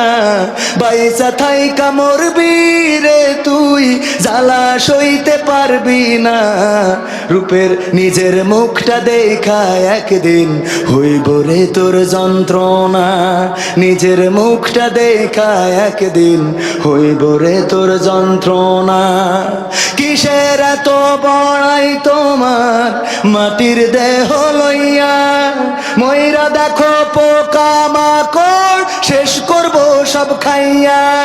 কিসের এত বড়াই তোমার মাটির দেহ লইয়া?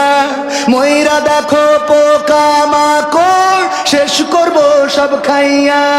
এই দুনিয়া ছাড়তে হবে, অহংকার আর কইরো না। এই দুনিয়া ছাড়তে হবে, অহংকার আর কইরো না। নিজের মুখটা দেখা একদিন হইব রে তোর যন্ত্রণা। নিজের মুখটা দেখা একদিন হইব রে তোর যন্ত্রণা। রূপের বড়াই করিস না রে, রূপ চিরদিন থাকে না। রূপের বড়াই করিস না রে, রূপ চিরদিন থাকে না। নিজের মুখটা দেখা একদিন হইব রে তোর যন্ত্রণা। নিজের মুখটা দেখা একদিন হইব রে তোর যন্ত্রণা। ঠিক না বেঠে? এই চেহারা কি চিরদিন থাকবে? চেহারার সৌন্দর্য থাকবে না।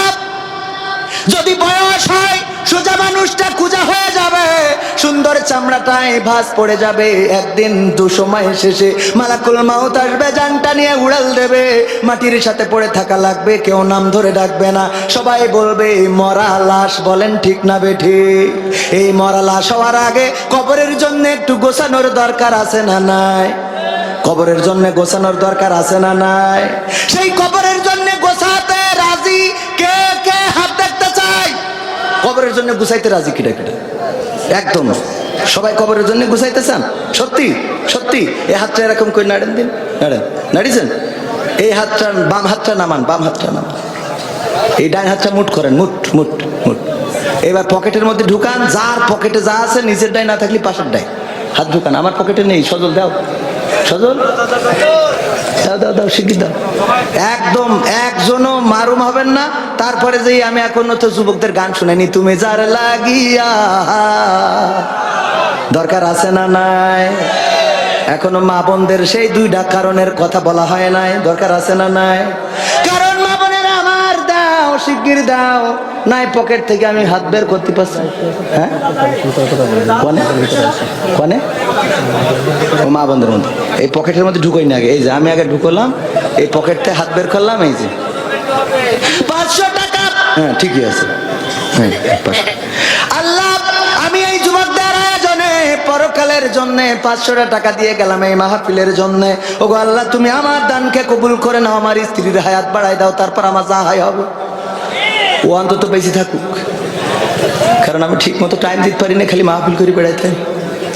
একটু তাড়াতাড়ি যার যা পকেট আছে 100, 500, 200 আমার কাছে হাতে যদি কেউ দিয়ে যান 500, 1000, আমি দোয়া করে দেবো। আল্লাহ চাইলে আমি মুসাফির মানুষ দোয়া কবুল করতে পারি, আমারটা না করলেও অনেকেই এখানে আল্লাহওয়ালা আছে, তাদের ওসিলায় দোয়া কবুল করতে পারে না, পারে না? অনেক আল্লামা আছে 100, 200, 500 যে যা পারেন। ও আমার ভাইরা, পর্দার অন্তরালে মা বোনেরা, মহিলা প্যান্ডেলে আমাদের স্বেচ্ছাসেবক আছে, তারা যে প্যাকেট নিয়ে যাচ্ছে, যা আছে দিয়ে দেন।